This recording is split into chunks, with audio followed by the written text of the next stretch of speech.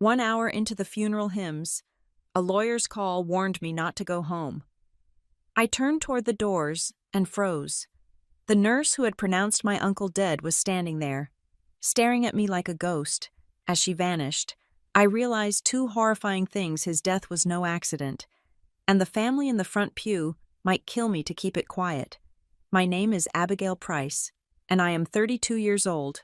For the last decade, I have run the operations floor of Harbor Line Expeditions, managing fleet logistics, tide charts, and the temperamental diesel engines of our charter boats in Seabrook Landing. I know how to read a storm front moving in across the Atlantic before the radar even picks it up. I know how to steady a hull in choppy water. But sitting there in the third pew of the St. Jude's Chapel, surrounded by the suffocating scent of white lilies and the damp wool of mourning suits, I realized I had absolutely no idea how to navigate the waters I was currently drowning in. The funeral for my uncle, Reed Mercer, had been going on for 1 hour. The air in the chapel was thick, heavy with the humidity of a coastal summer and the collective, performative grief of a town that relied on my uncle's payroll.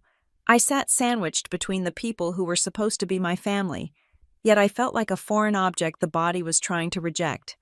To my left was my mother, Marilyn. To my right sat her husband, Martin Hale, and beside him, my half-brother, Dylan. They were a unified front of black silk and polished Italian leather, heads bowed in a synchronization that felt rehearsed. I was the outlier in my simple charcoal blazer, my hands engaging in a private act of violence against each other in my lap, in my right palm, sweating against the skin. I clutched a small object that I had refused to leave in my car. It was a brass key. It was old, tarnished to a dull brown, with a head shaped like a 4-leaf clover. It did not open the front door of Reed's estate, nor did it fit the ignition of any boat in our fleet.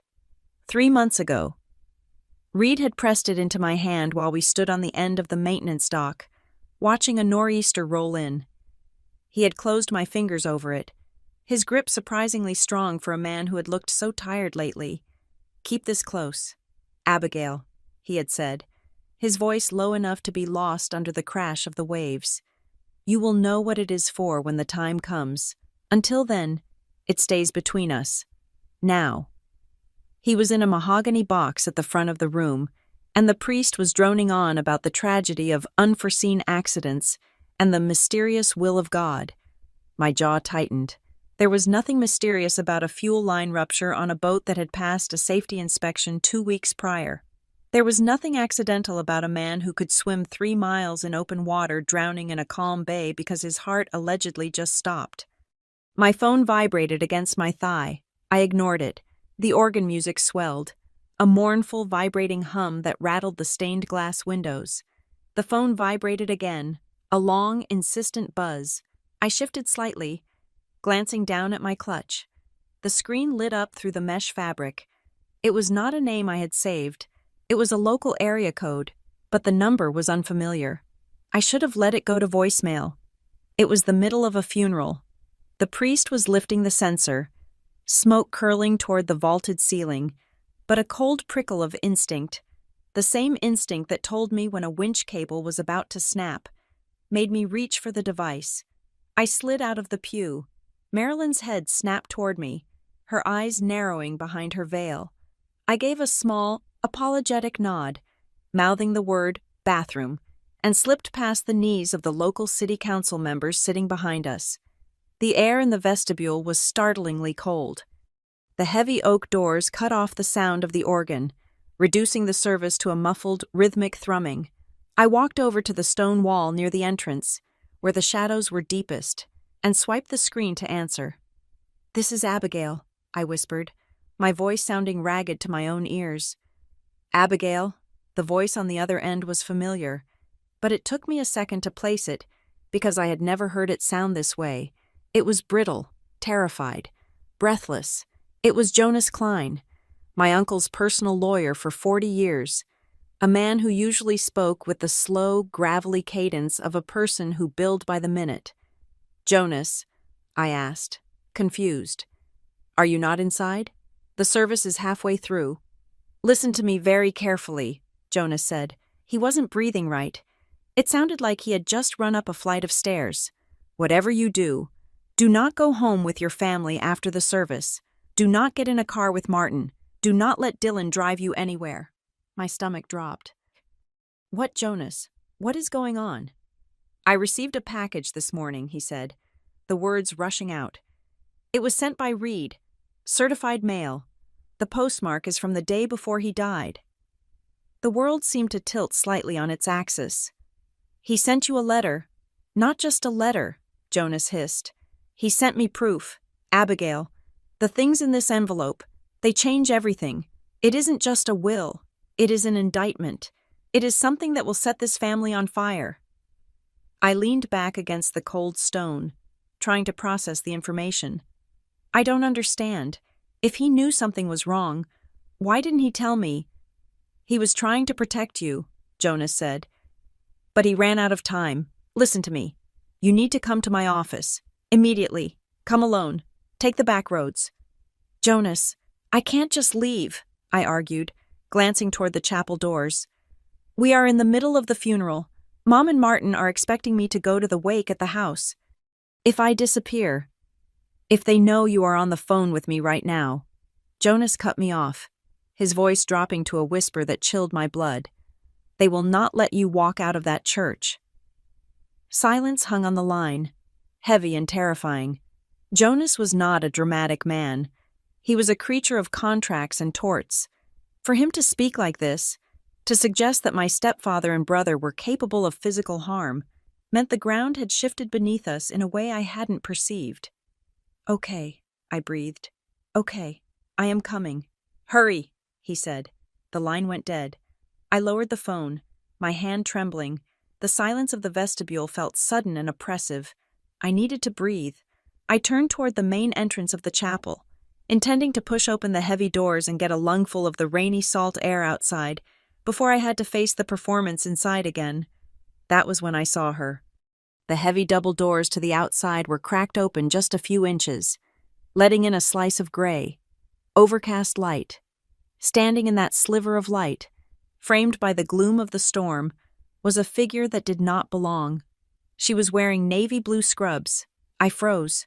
My breath caught in my throat. The woman was soaking wet. Her dark hair was plastered to her skull, water dripping from her chin onto the collar of her uniform.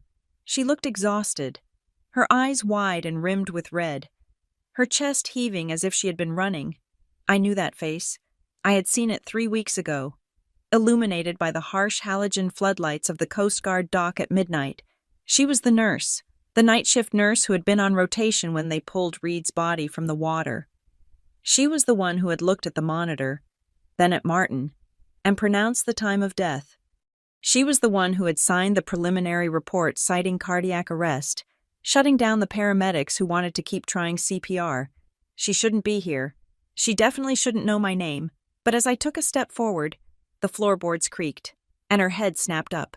Our eyes locked across the 10 feet of stone floor. For a second, neither of us moved. The terror in her eyes was primal. She looked at me not like a stranger, but like someone who owed me a debt she couldn't pay. Her lips parted.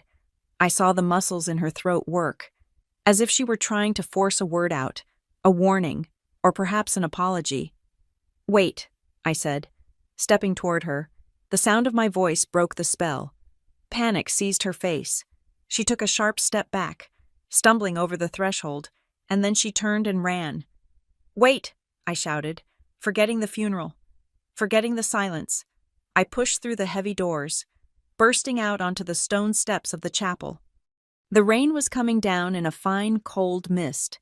The parking lot was full of black cars, glistening like wet beetles.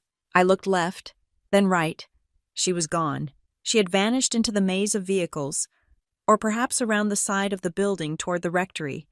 The only sign she had been there was a small, damp footprint on the stone threshold, already fading as the wind blew the rain inward. My heart was hammering against my ribs like a trapped bird. Cardiac arrest. She had said that night. It was a natural event, the shock of the cold water. But people who witness natural deaths do not stand in the rain outside funerals looking like they have seen a ghost. And lawyers do not call you in the middle of a hymn to tell you that your family is dangerous. I stood there in the cold for a long moment, the rain dampening the shoulders of my blazer. The pieces were clicking together in my mind, forming a picture I didn't want to see. The accident wasn't an accident. And the people sitting in the front pew, the people who had raised a toast to Reed's memory at dinner last night, might not let me live long enough to prove it. I had to go back in. If I ran now, without an excuse, it would look suspicious. I had to play the part. I had to be the grieving niece, the distracted employee, the compliant daughter. I wiped the rain from my face and pushed the doors open. Walking back into the nave felt like walking into a lion's den. The air felt hotter than before, the smell of the lilies cloying and nauseating. I kept my head down, walking softly back up the side aisle. I slipped into the pew, sliding past the knees of my relatives until I was back in my assigned seat. Marilyn's hand shot out instantly, clamping onto my wrist. Her fingers were cold, her nails digging into the tender skin of my inner arm. "Where did you go?" she hissed, keeping her face forward, her eyes fixed on the casket. I could feel the tension radiating off her. It wasn't the tension of grief. It was the tension of a wire pulled too tight. Martin leaned in from the other side, his cologne musk and expensive tobacco invading my space. He didn't look at me, but he angled his head so his whisper would reach my ear. "Who are you talking to?" "Abigail." His voice was smooth, cultured, and utterly devoid of warmth. It was the voice he used when he was closing a real estate deal that he knew was bad for the buyer. I looked up and caught Dylan's eye. My brother was leaning forward, staring past Martin. He wasn't even pretending to watch the service. His eyes were scanning my face, looking for a tell. There was a cold calculation in his gaze that I had never noticed before, or perhaps I had just refused to see it. He looked at me the way he looked at a boat engine that was making a noise he couldn't diagnose something to be stripped down and fixed or discarded. I forced my heart rate to slow. I forced my hand not to shake as I pulled it gently from my mother's grip. "It was the shipyard," I whispered, lying through my teeth. "One of the trawlers threw a rod near the breakwater. The captain is panicking." Martin's head turned slightly. And they need me to authorize the tow." I said, "I have to go down there. If the tide goes out with that vessel stuck in the channel, we get fined by the Port Authority. You know the regulations." It was a good lie. It was technical, boring, and financial, the three things Martin cared about. He studied me for a second, his eyes searching mine. I kept my face blank, channeling every ounce of professional exhaustion I had accumulated over 10 years of managing crises. "Fine," Martin said, straightening his tie. "Go, handle it, but be at the house by 5. The reading is tomorrow, but there are people coming tonight who expect to see the family united." "I will be there," I said. "Don't take too long," Dylan added. It wasn't a suggestion. I grabbed my clutch, feeling the hard outline of the brass key and the phone that felt like a grenade. "I'm sorry, Mom." Marilyn didn't look at me. She just smoothed the skirt of her black dress, her face set in a mask of tragic beauty. "Just go, Abigail." I didn't wait for them to change their minds. I walked back down the aisle, my heels clicking softly on the stone, feeling 3 pairs of eyes burning a hole between my shoulder blades. I didn't run, though every nerve ending in my body was screaming at me to sprint. I walked with the purposeful stride of a manager heading to a job site. Once I hit the heavy doors, I pushed through and didn't stop. I bypassed my own sedan in the parking lot. It was too recognizable, and Martin paid the lease on it. Instead, I headed for the far corner of the lot, where Reed's old beige SUV was parked. He had left it to the company years ago for site visits, and I had the spare key on my ring. I unlocked the door and threw myself into the driver's seat. The interior smelled like him old coffee, sea salt, and sawdust. Tears pricked my eyes, hot and sudden, but I blinked them away. I jammed the key into the ignition, and the engine roared to life with a familiar, rattling cough. I threw the car into reverse, spinning the wheel. As I peeled out of the church lot, tires crunching on the wet gravel, I looked in the rearview mirror. The church doors remained closed. No one had followed me out. Not yet. I turned onto the main road, heading away from the harbor, away from the estate, and toward the town center where Jonas Klein's office sat above a bakery on Bay Ridge Row. I drove fast, my hands gripping the wheel until my knuckles turned white. Every car that appeared in the rearview mirror made my pulse spike. Was that black sedan Martin's associate? Was that truck Dylan's? The town of Seabrook Landing flashed by the tourist shops with their pastel shutters. The nets hung out to dry, the gray Atlantic churning in the distance. It was the only home I had ever known. But as I sped through the rain-slicked streets, it felt like a stage set that was slowly collapsing around me. Reed was dead. The nurse was terrified. Jonas was in hiding, and I was driving a dead man's car toward a truth that I was terrified to learn. "Okay, Uncle Reed," I whispered to the empty passenger seat. "You told me to keep my eyes open. They are open now." I hit the gas, running the yellow light at the intersection, leaving the funeral and the family that wanted me dead in the rearview mirror. The windshield wipers of Reed's SUV slapped back and forth, a rhythmic metronome counting down the seconds as I drove away from the only family I had left. The road beneath the tires was familiar, a stretch of asphalt I had traveled 1,000 times. But today the landscape looked different. It was distorted by the rain and warped by the terrifying realization that the people I shared Sunday dinners with might be monsters. As I navigated the curves of the coastal highway, my mind drifted back to the man we had just buried, to everyone else in Seabrook Landing. Reed Mercer was a tycoon, the owner of Harbor Line Expeditions, the man who employed half the town and owned the other half. But to me, he was the only father figure who had ever stayed. I grew up on the docks. While other girls were learning ballet or piano, Reed was teaching me how to bleed a diesel fuel line and how to read the surface of the Atlantic like a newspaper. I was 10 years old the first time he let me take the wheel of the Kestrel, his favorite sloop. My hands were too small to grip the mahogany wheel properly, but he stood behind me, his large, calloused hands covering mine, guiding the bow into the swell. He never treated me like a child, and he certainly never treated me like a girl in a man's world. He taught me that the ocean did not care about your gender or your bank account. It only respected competence. By the time I was 16, I could dock a 40-foot catamaran in a crosswind without scratching the paint. By the time I was 21, instead of buying me a car or a piece of jewelry for my birthday, Reed had handed me a thick envelope containing stock certificates. He had given me 5% of Harbor Line Expeditions. It was a small stake, but it was a symbol. It was his way of saying, "You are part of this. You are the future." That was 11 years ago. The company had grown since then, expanding from a modest fleet of fishing charters into a luxury empire. Harbor Line now controlled the Deepwater Marina, the boutique hotel on the cliffs, and the exclusive contracts for high-end ecotourism that brought wealthy tech moguls and old money heirs to our quiet corner of the coast. Reed had built a kingdom where the currency was salt water and diesel, and he had let me help him run it. But kingdoms always attract usurpers. I tightened my grip on the steering wheel as I thought about Martin Hale.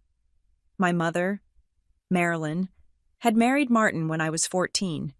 He was a real estate broker from the city, a man who wore loafers on boat decks and complained about the smell of fish. He was ambitious in the way a climbing vine is ambitious, wrapping himself around sturdy structures and squeezing until he reached the sunlight. He had brought his son, Dylan, into our lives, a boy 2 years younger than me who looked at the ocean and saw only a backdrop for selfies. Martin had spent the last 18 years trying to turn Reed's rugged maritime operation into a glossy corporate portfolio. He wanted to sell off the maintenance yards to build condos. He wanted to automate the scheduling. He wanted to cut costs on parts. Reed had fought him at every turn, keeping Martin at arm's length, treating him like a necessary nuisance to keep Marilyn happy.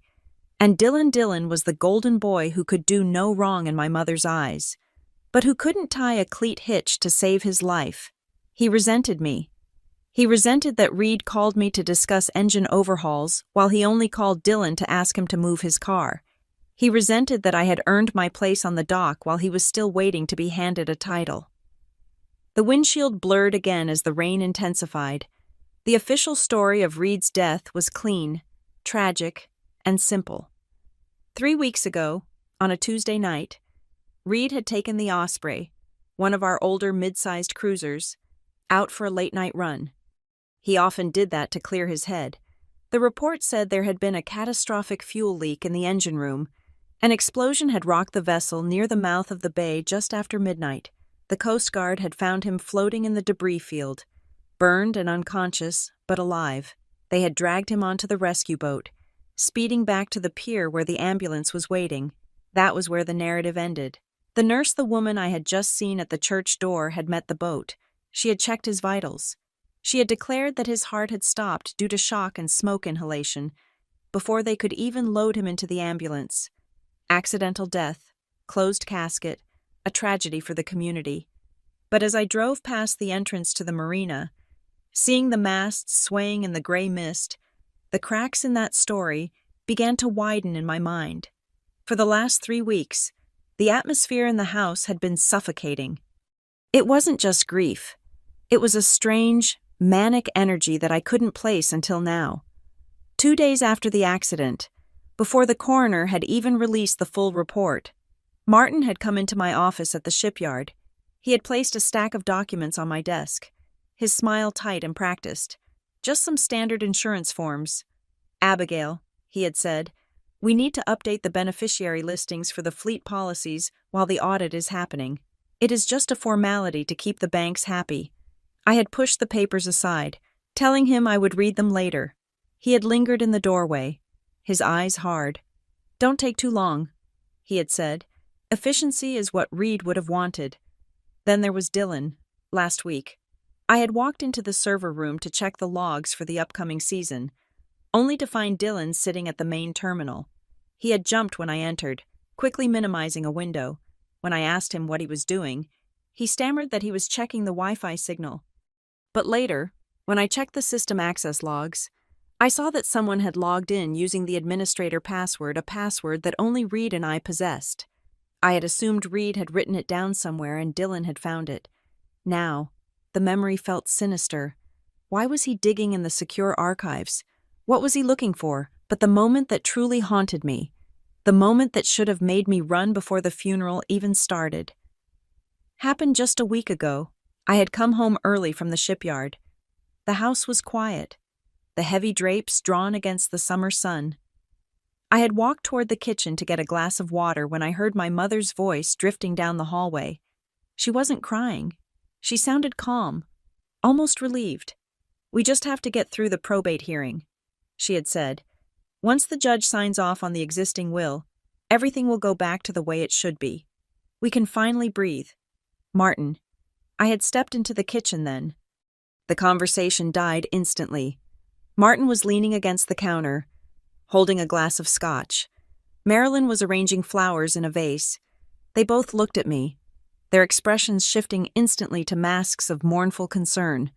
"Oh, Abigail," my mother had said, her voice dropping an octave into a somber tone. "We were just discussing which lilies to order for the service. The white ones seem so final, don't they?"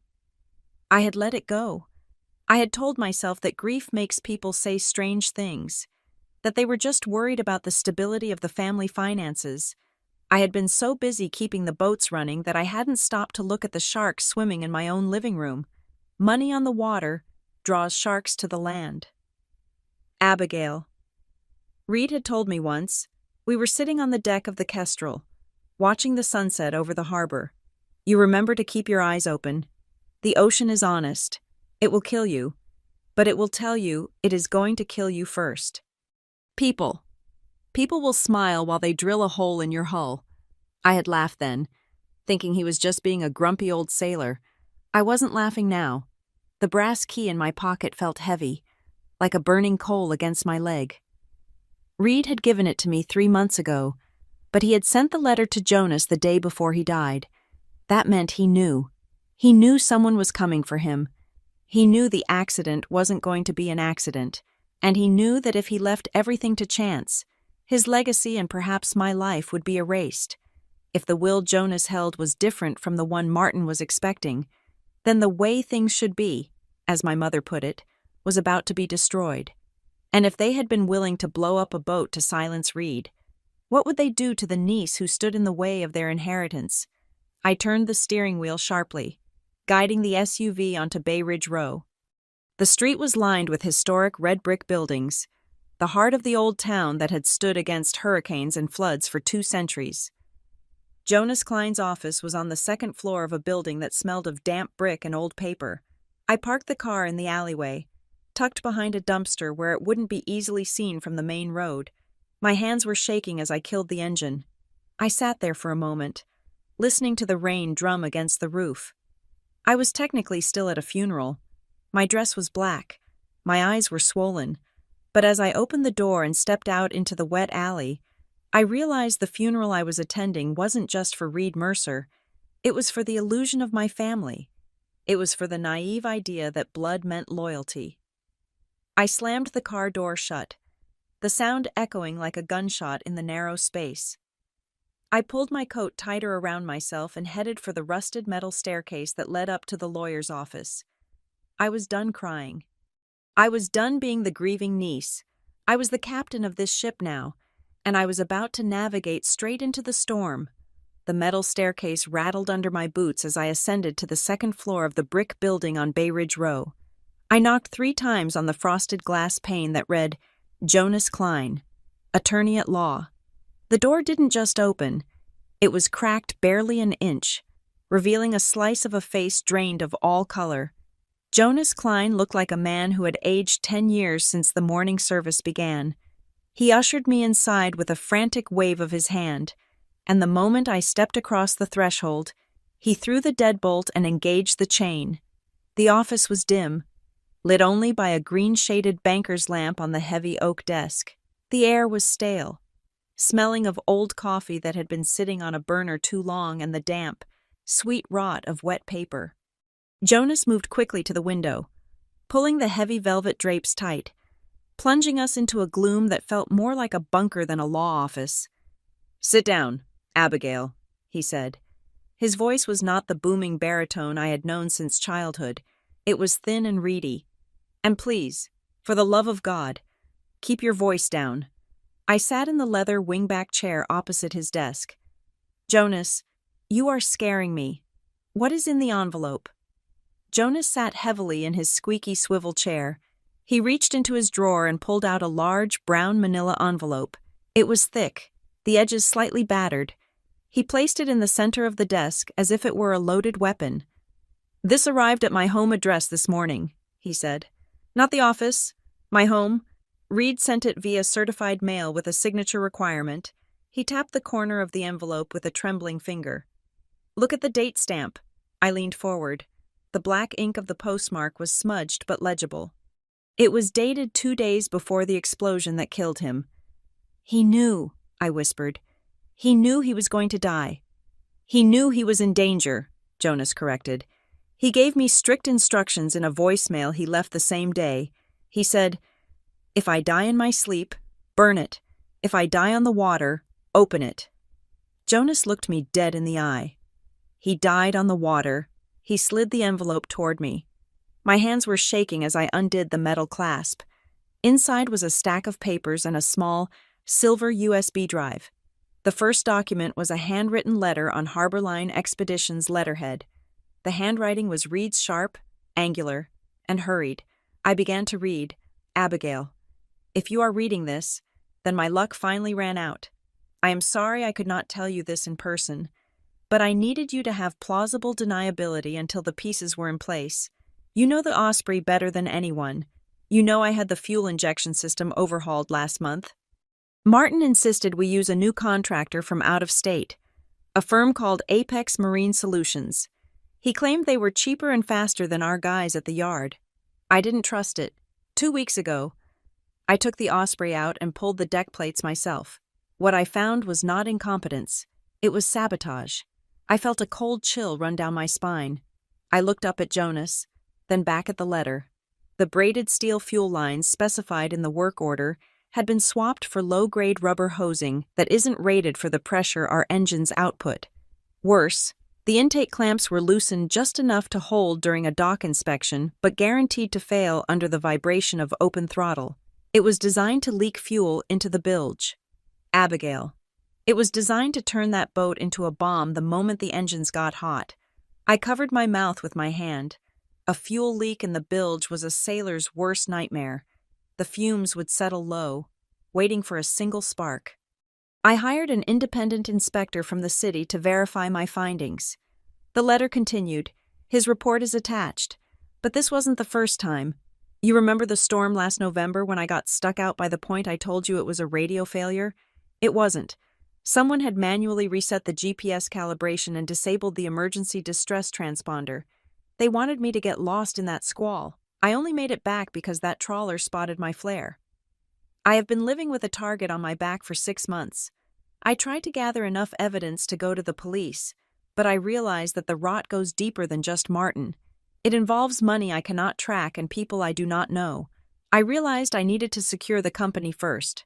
So, I went to Riverton. I turned the page. Behind the letter was a legal document, bound in blue paper. It was a last will and testament, notarized in the neighboring city of Riverton, dated 3 weeks ago. Read the distribution of assets, Jonas said softly. My eyes scanned the legal jargon until I hit the paragraphs that mattered. To my niece, Abigail Price, I bequeath 76% of the controlling shares of Harborline Expeditions, including the Marina, the Bayview Hotel, all current vessels, and my personal investment accounts. This bequest is subject to a single condition: Abigail must maintain the company headquarters in Seabrook Landing for a minimum of 10 years.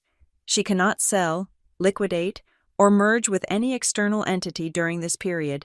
76%. It was a controlling interest. It was everything. It meant I could fire Martin. It meant I could lock Dylan out of the server room forever. I read on. To my sister-in-law, Marilyn Hale, and her husband, Martin Hale, I bequeath the sum of $1 each. This amount is to acknowledge the substantial debts they have already placed upon the company credit lines without my consent, which I have privately paid off to avoid scandal. $1. The brutality of it took my breath away. It wasn't just a disinheritance. It was a documentation of theft. Reed was ensuring that if they contested the will, the reason for their exclusion would become public record. To my stepnephew, Dylan Hale, the document continued. I bequeath 5% of the company shares, to be held in a blind trust. The dividends from this trust are to be paid out annually, provided that Dylan Hale is not convicted of, or found liable for, any criminal activity directed against Harborline Expeditions or its officers. If such an event occurs, his shares forfeit immediately to Abigail Price. He thought of everything, I whispered. He knew they would try to challenge it. He knew they would try to kill for it, Jonas said grimly. That will you are holding, it voids the one Martin had drawn up 5 years ago. That old will split everything 50-50 between Marilyn and Dylan in the event of an accidental death. Martin has been walking around for 3 weeks thinking he won the lottery. Tomorrow morning, at the reading, he is going to find out he is destitute. This is why the nurse was at the church, I said, the realization hitting me like a physical blow. She knows something about the night he died. She knows it wasn't an accident. Jonas nodded. Reed didn't just leave paper. Plug in the drive. He pushed a battered laptop across the desk. I inserted the silver USB drive. A folder popped up containing 2 files. One was a video file labeled DocCam04 Midnight, and the other was an audio file labeled Office Bug Nov 12. Play the audio first, Jonas instructed. I clicked the file. The sound was grainy, filled with static, as if the recording device had been hidden inside a drawer or under a pile of books. Then, voices emerged, distinct, unmistakable. The old boat can't go out forever. Dad, he's going to notice the accounts eventually. That was Dylan. His voice was whiny, petulant. He won't notice anything if he is distracted. Martin's voice cut in, smooth and arrogant. The Ocean Vista Group is pressing for the acquisition. They want the marina for their resort expansion. They are offering $12 million for the land alone, but we can't sell while Reed holds the majority vote. So what do we do? There was a pause on the recording, a silence that felt heavy with intent. We ensure nature takes its course, Martin said. Accidents happen at sea all the time. A storm, a fire, a heart that just gives out. We just need to make sure the insurance is up to date and the will stands. The recording ended. I sat back, staring at the screen. My hands were cold. They planned it. They actually planned it. It is circumstantial, Jonas warned. A defense lawyer could argue they were talking hypotheticals, but combined with the letter about the fuel lines, combined with the nurse, it is a motive. He pointed to the video file. This one is from the night of the explosion, the camera on the far end of the maintenance pier. I clicked play. The video was dark, the footage grainy black and white. It showed the Osprey tied up at the dock. The timestamp was 11 o'clock at night, 1 hour before Reed took it out. A figure walked into the frame. It was hard to make out the face, but the walk was distinctive. The figure boarded the boat, stayed in the cabin for 10 minutes, and then left. As they walked back under the dock light, they paused to light a cigarette. The flare of the lighter illuminated the face for a split second. It wasn't Martin. It was Dylan. He was on the boat, I said, my voice shaking. He was on the boat an hour before Reed boarded. Tampering with something, Jonas said, or checking to make sure the work was done. Jonas reached out and closed the laptop. He looked terrified. Abigail, there is something else. The reason I called you today. The reason I'm locking the door. He took a deep breath, his chest rattling. Sometime around 3 a.m. last night, someone tried to pry open the back door of this building. My alarm system scared them off, but they cut the phone line first. And then, at 8 this morning, right before I left for the funeral, my personal cell phone rang. Who was it? I asked. It was a woman. She used a voice changer. Or maybe she was just whispering very softly. She said, "If you read that envelope to her, you are next. We know where your grandchildren go to school." Jonas's eyes were wet. I am an old man. Abigail, I have been a lawyer for 40 years. I have dealt with contract disputes and zoning wars. I have never dealt with murder. They know I have the package. They just don't know what is in it yet. They know you have it.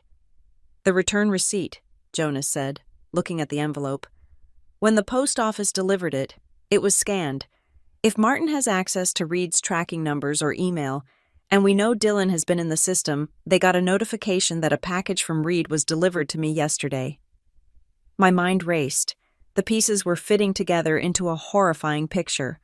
Martin and Dylan thought they had committed the perfect crime. They thought Reed was dead, and the old will was valid. But then a notification pops up, package delivered to Jonas Klein. They don't know what is inside, but they are terrified.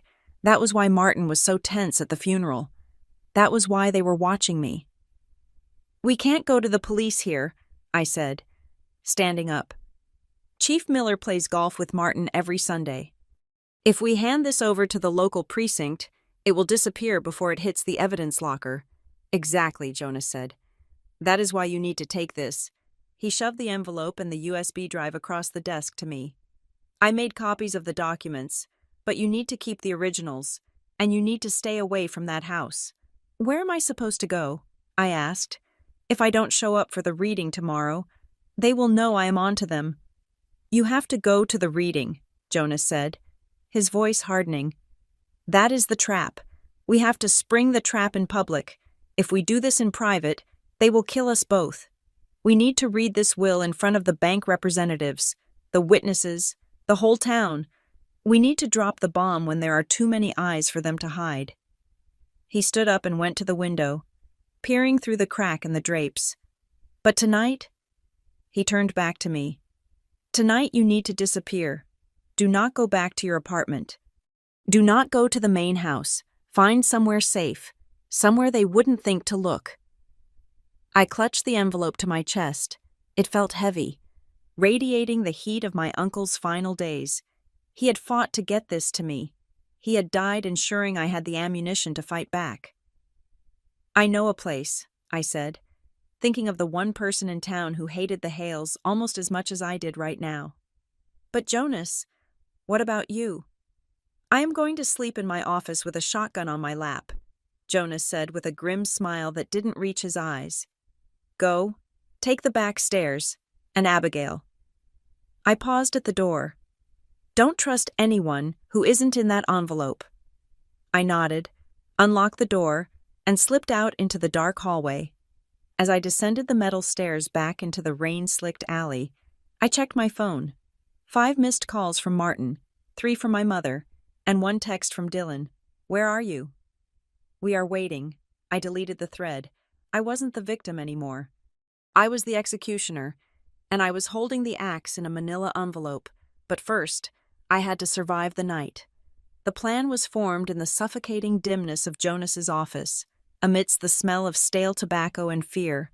We both knew that the letter and the thumb drive were powerful. But in Seabrook Landing, power was a relative concept. Martin Hale played golf with the district attorney every Sunday morning.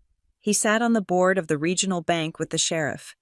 If I walked into the police station with nothing but a dead man's letter and a grainy video, Martin would have a phone call made, and that evidence would vanish into a mislabeled file box before the sun went down. We needed something concrete.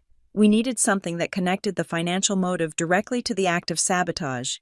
That was when Jonas pointed out the postscript in Reed's letter, a line I had missed in my initial panic. "The safe in the study." Reed had written, "The one you think Martin removed when Marilyn renovated the kitchen, it is still there. He just built the wine cabinet over it. He thinks he is the only one who knows it exists, but I watched the contractors install the false back." I spent the rest of the evening in my car, parked in the shadow of a container crane at the edge of the shipyard, watching the rain lash against the windshield. I waited until my phone buzzed with a notification from the family group chat. It was Marilyn. "We are heading home to prepare for the reading tomorrow. Try to get some sleep. Abigail, we need to be united in the morning." I replied with a simple thumbs-up emoji, a digital lie to buy me time. I gave them 2 hours. I wanted them deep in their whiskey and their denial before I made my move. At 2 a.m, the rain had slowed to a drizzle, but the fog had rolled in thick off the Atlantic, blanketing the town in a spectral white haze. I drove Reed's SUV toward Harbor Crest Drive, the winding road that snaked up the cliffs where the wealthy of Seabrook Landing looked down on the people who worked for them. I killed the headlights a quarter mile from the driveway, letting the car roll to a stop on the soft shoulder of the service road that ran behind the estate. The house loomed out of the fog like a fortress. It was a sprawling Victorian monstrosity that Martin had modernized with too much glass and not enough soul. I knew this house better than I knew my own apartment. I knew that the third step on the back porch groaned if you put weight on the center. I knew that the motion sensor light on the garage had a blind spot if you hugged the hydrangea bushes. And I knew that Martin, in his arrogance, rarely set the perimeter alarm because he believed his name alone was protection enough. I slipped through the wet grass, my boots making no sound on the sodden earth. The brass key Reed had given me was slippery in my sweating palm. It wasn't for the front door, and it wasn't for the safe. It was for the side door of the detached garage, the one Reed used to use when he wanted to sneak out for a smoke without Marilyn catching him. I reached the door and held my breath. If Martin had changed this lock, my plan was dead. I slid the key into the cylinder. It met a little resistance, then turned with a heavy, satisfying clunk. I was inside. The smell hit me first: gasoline, potting soil, and the sharp tang of expensive car wax. I moved through the garage, navigating by memory around the shapes of Martin's collection, a vintage Porsche he never drove, a golf cart, and Dylan's jet skis. I reached the connecting door that led to the mudroom. It was unlocked. Martin's arrogance again. The house was silent. But it wasn't a peaceful silence. It felt like the held breath of a predator. The only sound was the hum of the refrigerator and the rhythmic ticking of the grandfather clock in the foyer. I removed my boots, moving in my socks across the cold tile of the kitchen and onto the plush carpet of the hallway. I crept past the staircase, Above me, on the second floor, were the bedrooms. I imagined Martin and Marilyn sleeping in their four-poster bed, dreaming of the money they thought they had secured. The thought made bile rise in my throat. I slipped into the study. It was Martin's sanctuary. The room smelled of leather, scotch, and secrets. The heavy velvet curtains were drawn, blocking out the moonlight. I pulled a small penlight from my pocket, clamping it between my teeth to keep the beam focused and low. There it was. The custom-built walnut wine cabinet that took up the entire north wall. Rows of expensive reds and whites were illuminated by soft, recessed lighting that I carefully clicked off before touching anything. Reed's letter had been specific. Bottom shelf, third rack from the left, there is a pressure latch behind the magnum of Cabernet. I knelt, my knees popping softly. I moved the heavy bottle aside. My fingers probed the dark wood backing until I felt a small indentation. I pressed it. There was a soft pneumatic hiss, and a section of the cabinet's false back swung inward, revealing the cold steel face of a wall safe. My heart hammered against my ribs. I had found the door, but I still needed the key. Not a physical key, but a digital one. The keypad glowed with a faint blue light. I tried Martin's birthday. Error. I tried Marilyn's birthday. Error. I tried the date of their wedding. Error. I wiped my clammy hands on my jeans. Reed had said, "He thinks he is the only one who knows it exists." But Martin was a narcissist. He wouldn't use a random number. He would use something that marked a victory, something that signified his ownership of this life. I thought about the day Reed had officially stepped back from daily operations. The day Martin thought he had finally won control, even though Reed retained the shares. It was July 12th, 4 years ago. I typed in 0712. The lock beeped, a harsh sound in the quiet room, and the handle turned. I pulled the heavy steel door open. It wasn't empty. It was stuffed to the brim. I pulled out a thick stack of folders. I sat on the floor, shining my penlight on the documents, and felt the blood drain from my face. The first file was a loan agreement, not a business loan, but a personal one, taken out against the equity of the house and illegally against the future earnings of Harborline. The lender wasn't a bank. It was a private equity firm based in the Caymans, with interest rates that screamed loan shark.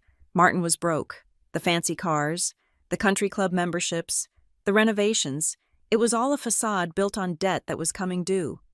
I grabbed my phone and started snapping photos, my hands trembling, page after page of financial ruin, and then I found the emails.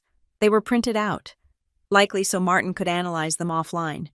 They were correspondence between Martin and a woman named Eleanor Vance, the vice president of acquisitions for Ocean Vista Holdings. Subject: transition strategy. Date 2 months ago. Martin, the board is getting impatient. We cannot move forward with the resort development until the waterfront property is unencumbered. You assured us that the obstacle would be removed by the end of the quarter. If Mercer is still breathing and holding those shares by August 1st, the deal is off. Response from Martin. Do not worry about Mercer. The obstacle is temporary. We are handling the logistics. Prepare the buyout contract for the morning after the funeral. I felt sick. The obstacle. They didn't even use his name. To them, my uncle was just a zoning issue to be corrected. I shoved the papers back into the safe, but my hand brushed against something hard and metallic, tucked in the very back. It was a small black hard drive labeled Security, Archive. Next to it lay a small metal tin. I opened the tin. Inside sat a cheap, prepaid burner phone. I picked it up. It was warm. It was plugged into a portable battery pack, kept alive and charged inside the safe. Martin was keeping it active, likely to ensure no messages were missed during the cleanup phase. I pressed the home button. No passcode. I opened the messaging app. There was only one conversation thread, titled Dockside Project. The participants were unlabeled, but the context made them sickeningly obvious. Sender A. Martin, the inspection is scheduled for Tuesday. Make sure the swap is done by Monday night. Sender B. Dillon, I am on it. The old man suspects nothing. He thinks I am finally taking an interest in maintenance. Sender C. Marilyn, just be careful. If he sees you near the engine room, say you are looking for a lost earring of mine. I scrolled down to the date of the explosion. Sender B. It is done. The line is scored. 1 hour of running time, and the heat will do the rest. Sender. A good? Go to the bar. Be seen. Make sure you are on camera somewhere else when it happens. And then, the most recent message, sent just yesterday. It was from a number I didn't recognize. Likely a contact for the cleanup crew or perhaps the saboteur at the maintenance firm. It was a single line of text, followed by 4 Chinese characters. The audit is clean. I didn't read Mandarin, but I had worked in shipping long enough to recognize the character for insurance when I saw it on manifests. Insurance? They had bet everything on this. They had murdered Reed not just to sell the company, but to pay off the debts they had accrued while pretending to be rich. I shoved the phone into my pocket. I needed to get out. I had enough to bury them 10 times over. I started to stand up, my knees aching. Suddenly, headlights swept across the sheer curtains of the window, illuminating the room in a wash of blinding white light.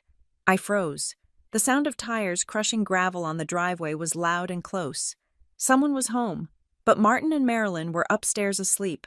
I heard the heavy rumble of a truck engine, followed by the aggressive thumping of bass from a stereo. Dylan. I had forgotten that Dylan often stayed out until 4 in the morning, playing poker at the casino across the county line. The garage door rumbled open, directly beneath the floor I was standing on. The vibration traveled up through my feet. I heard the truck door slam, then the heavy footsteps stomping up the stairs from the mudroom. I couldn't go out the way I came. He was blocking my exit. I scanned the room frantically, the heavy oak desk. It was my only option. I scrambled into the knee well of the massive desk, curling my body into a tight ball, pulling my knees to my chest. I killed the pen light and shoved it into my pocket. The door to the study swung open. The overhead light flicked on. I stopped breathing. From my vantage point, huddled in the darkness under the desk, I could see a pair of muddy work boots stomp onto the Persian rug. Dylan was humming to himself, a low, discordant tune. He smelled of stale beer and cigarette smoke. He walked straight to the wine cabinet. I heard the clink of glass as he grabbed a bottle, then the sound of a cork being pulled with his teeth. He spat the cork onto the floor. It rolled until it hit the leg of the desk, inches from my face. He took a long, glugging swig. "Celebrate good times," he muttered. His voice slurred. "Come on, let's celebrate." He walked around the desk. I pressed my hand over my mouth. My eyes squeezed shut. If he sat down, if he pulled the chair in, his legs would bump into mine. But he didn't sit. He stopped at the side of the desk, right above where I was hiding. I heard the sound of a drawer sliding open, the drawer directly above my head. There was a metallic clack-clack. I knew that sound. It was the slide of a semi-automatic pistol being racked back to check the chamber. "Stupid bitch," Dylan whispered. The venom in his voice was chilling. If she thinks she can take it all, she doesn't know who she is dealing with. He wasn't talking about the bottle. He was talking about me. He slammed the drawer shut. "Dad worries too much," he said to the empty room. "I can fix a brake line just as easy as a fuel line." My blood ran cold. He wasn't just complicit. He was eager. He was the enforcer. He stood there for what felt like an eternity, the bottle gurgling as he took another drink. Then, abruptly, he turned. "Bedtime for the rich and famous," he announced. He flipped the light switch off. The room plunged back into darkness. The door clicked shut. I didn't move for 10 minutes. I lay there on the floor, listening to his footsteps fade up the stairs, listening to the house settle, listening to the frantic pounding of my own heart. He had a gun. He had a plan. And he had just threatened to cut the brake lines of my car. I crawled out from under the desk, my limbs stiff and shaking. I didn't dare go back to the safe to organize the papers. I left them as they were. I still had the photos on the cloud, and I had the burner phone in my pocket. That was enough. I crept back through the house, every shadow looking like Dylan with a gun. I made it to the mudroom, then the garage. I slipped out into the fog, the cold air hitting my face like a slap. I sprinted to my car, not caring about the noise anymore. I fumbled the keys, dropped them in the mud, snatched them up, and threw myself into the driver's seat. As I sped away from Harbor Crest Drive, Watching the dark house disappear in the rearview mirror, the reality of the situation crashed down on me. Jonas had been worried about a legal battle. Reed had been worried about corporate espionage. But as I felt the weight of the burner phone against my hip, I realized they were both wrong. This wasn't a white-collar crime anymore. These people had crossed a line from which there was no return. They had killed their own blood for money.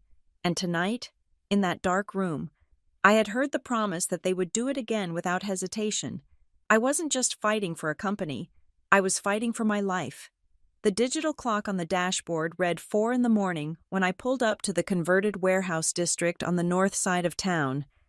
My hands were still shaking from the encounter in Martin's study, and the adrenaline that had fueled my escape was beginning to curdle into a cold, hard dread. I wasn't going back to my apartment. Martin paid the rent on that place, which meant he likely had a key. I wasn't going to the main house, obviously. There was only one place left where the locks were changed weekly, and the Wi-Fi was encrypted to military standards. Micah Rhodes lived on the top floor of a retrofitted grain silo that overlooked the industrial shipping channel. We had been friends since the days when we were the only 2 kids in high school who preferred circuit boards and engine schematics to football games. Micah had grown up to become a freelance sound engineer and a security consultant for high-net-worth individuals who were paranoid about their privacy. I buzzed his intercom. There was no answer. I buzzed it again. 3 short bursts. A code we had used since we were teenagers, sneaking out to the arcade. The speaker crackled. "Abby, it is 4 a.m. Let me in." "Micah," I said into the speaker, my voice cracking. "I have a burner phone, a stolen hard drive, and I think my stepfather is going to kill me." The buzzer sounded immediately, a long, harsh tone that unlocked the heavy steel door. 5 minutes later, I was sitting on Micah's sprawling leather sofa, watching him pace back and forth across his living room. The room was a chaotic blend of high-tech and bachelor squalor servers humming in a cooling rack in the corner, empty energy drink cans on the coffee table, and a wall of monitors displaying audio waveforms. I had laid everything out on his coffee table. The letter from Reed, the USB drive Jonas had given me, the burner phone I had taken from the safe, and the photos I had uploaded to the cloud of the emails between Martin and Ocean Vista Holdings. Micah picked up the burner phone with a pair of tweezers he had grabbed from his workbench. He looked at the screen, scrolling through the text thread I had read in the garage. His face, usually animated and sarcastic, was pale and slack. "This isn't just leverage, Abby," Micah said, looking up at me. "This is a confession.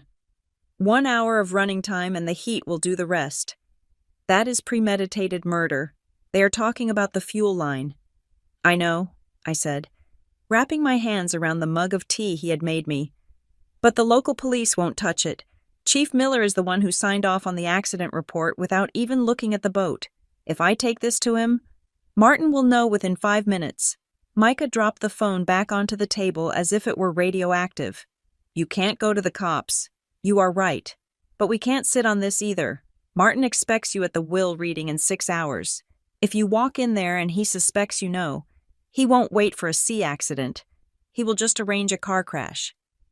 He walked over to his server rack and started typing furiously on a keyboard. "We need to go higher. Federal. But not FBI. They take too long to mobilize for a white-collar case unless there is a body count, and officially, Reed's death is accidental." "So who?" I asked. "The CIU," Micah said, hitting enter. "Coastal Investigation Unit. They are a federal task force that handles maritime insurance fraud and port crimes. They are aggressive, and they hate local corruption because it messes with interstate commerce." He spun his chair around. "I did some work for them last year, recovering data from a waterlogged black box on a container ship. I know an agent, Lena Hart. She is tough, she is smart, and she doesn't play golf with anyone." 45 minutes later, as the sun began to bleed a bruise-colored light over the horizon, we were sitting in a booth at the back of the Rusty Anchor, a diner near the fishing docks that opened at 5 for the trawler cruise. It smelled of bacon grease and diesel fuel. Agent Lena Hart did not look like a Fed. She looked like a long-haul trucker who had just showered. She wore a faded denim jacket, cargo pants, and boots that had seen serious work, but her eyes were sharp, scanning the room before she even looked at us. She didn't order coffee. She just sat down and looked at the tablet Micah had handed her. She spent 20 minutes in silence. She listened to the audio of Martin and Dylan discussing the accident. She read the letter from Reed. She scrolled through the photos of the loan shark agreements and the Ocean Vista emails. Finally, she put the tablet down and looked at me. Her expression was unreadable, which was somehow more comforting than pity. "You are Abigail Price," she stated. "Yes. And you understand that what you have brought me is a map of a conspiracy to commit capital murder, wire fraud, and insurance fraud involving a sum of likely over $10 million. "I do," I said. "I just want them stopped. I want them to pay for what they did to Reed." Hart leaned forward, lowering her voice. "Here is the problem. Ms. Price, we have a letter from a dead man claiming sabotage. We have a recording of two men talking vaguely about the old boat and nature taking its course. We have a burner phone that shows intent, but doesn't explicitly name the victim. A good defense attorney and Martin Hale will hire the best will argue that the texts were about an old vessel they planned to scuttle for scrap, not the boat Reed was on.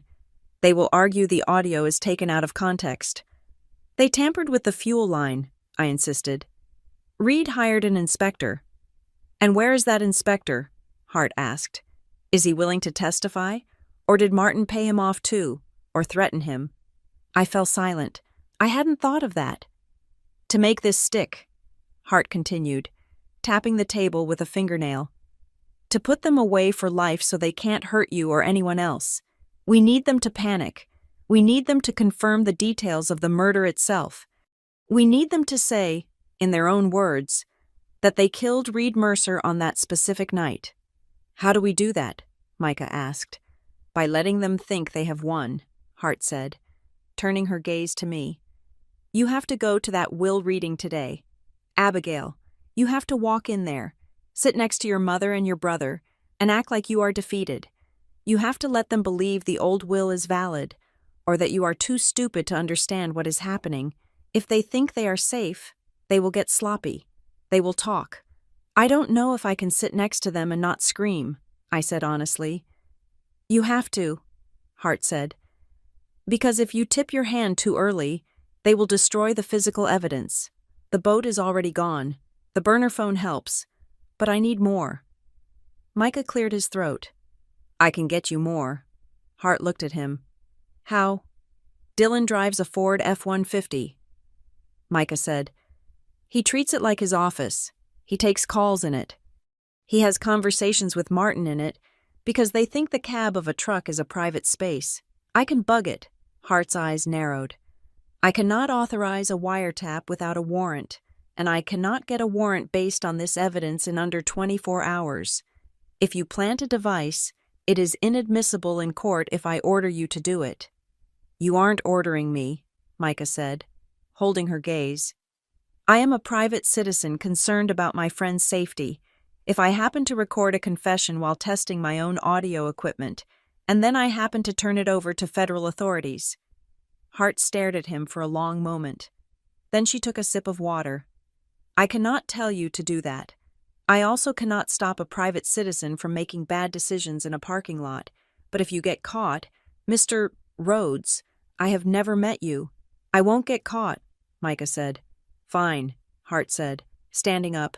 "Abigail, you go to the reading, act normal. Micah, do whatever it is you are going to do.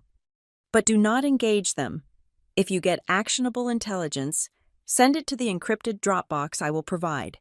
Once we have a smoking gun, something that links them undeniably to the act of sabotage, we move in." She dropped a $20 bill on the table and walked out. The rest of the day was a blur of terrified acting. I went to the reading. I sat there while the lawyer read the preliminary clauses. I watched Martin smirk. I watched Dylan slouch in his chair, looking bored. I played the part of the grieving, overwhelmed niece. I didn't scream. I didn't vomit. I just held the image of Reed's face in my mind and waited for nightfall. At 9 o'clock that night, Dylan's truck was parked outside the Buoy, a dive bar on the edge of the marina where the locals went to drink cheap beer. It was the perfect cover. The lot was dark, filled with gravel and potholes, lit only by a flickering sodium lamp. I sat in Micah's dark sedan across the street, my heart hammering in my throat. Micah was already out of the car. He was dressed in black coveralls, carrying a mechanic's creeper and a toolbox, looking for all the world like someone coming to fix a breakdown. I watched through binoculars as he slid under the massive chassis of Dylan's lifted truck. "Come on, Micah," I whispered. "Hurry." The device he was planting was a high-fidelity audio transmitter, smaller than a matchbox, with a magnetic back. It was designed to stick to the frame rail, directly under the passenger cabin. It would pick up any conversation inside the truck through the floorboards. A minute passed, then 2. The door to the bar swung open. My breath hitched. A group of men stumbled out, laughing loudly. Dylan was in the center of them. He was wearing a baseball cap and laughing at something one of the fishermen had said. "Micah, get out," I hissed at the windshield. Though he couldn't hear me, Dylan was walking toward the truck. He was fumbling for his keys. I saw movement under the truck. Micah rolled out from the far side, shielding himself behind the rear tire of the vehicle parked next to Dylan's. He stayed low, blending into the shadows. Dylan unlocked the truck. He climbed in, slamming the heavy door. The engine roared to life. He sat there for a moment, revving it, then peeled out of the lot, spraying gravel. Micah waited until the taillights disappeared around the corner before standing up. He walked calmly back to my car, tossed the creeper in the back seat, and climbed in. He was sweating, his face streaked with grease. "Did you get it?" I asked. "It is live," he said, pulling a tablet from his bag. "Let's see what he has to say." We drove back to Micah's apartment in silence, the tablet glowing between us. The audio feed was clear, transmitted over the cellular network. At first, it was just the radio playing classic rock and the hum of the tires. Then, the truck slowed down. We heard a door open and close. Someone else got in. "You are late," Martin's voice came through the speakers, sharp and irritated. "Relax, Dad," Dylan replied. "I was just showing face, like you said, keeping things normal." "Nothing is normal until that money is in the offshore account," Martin snapped. "Did you deal with the logs?" "I deleted the radio logs from the server this morning," Dylan said, "and I swapped the maintenance records in the filing cabinet. If anyone looks, the Osprey was inspected 3 months ago by our usual guys, and they found nothing." My hand flew to my mouth. "What about the papers?" Martin asked. "The fake certification for the fuel line." "I burned them," Dylan said. "Ashes in the wind, just like the boat." Micah and I looked at each other. This was it.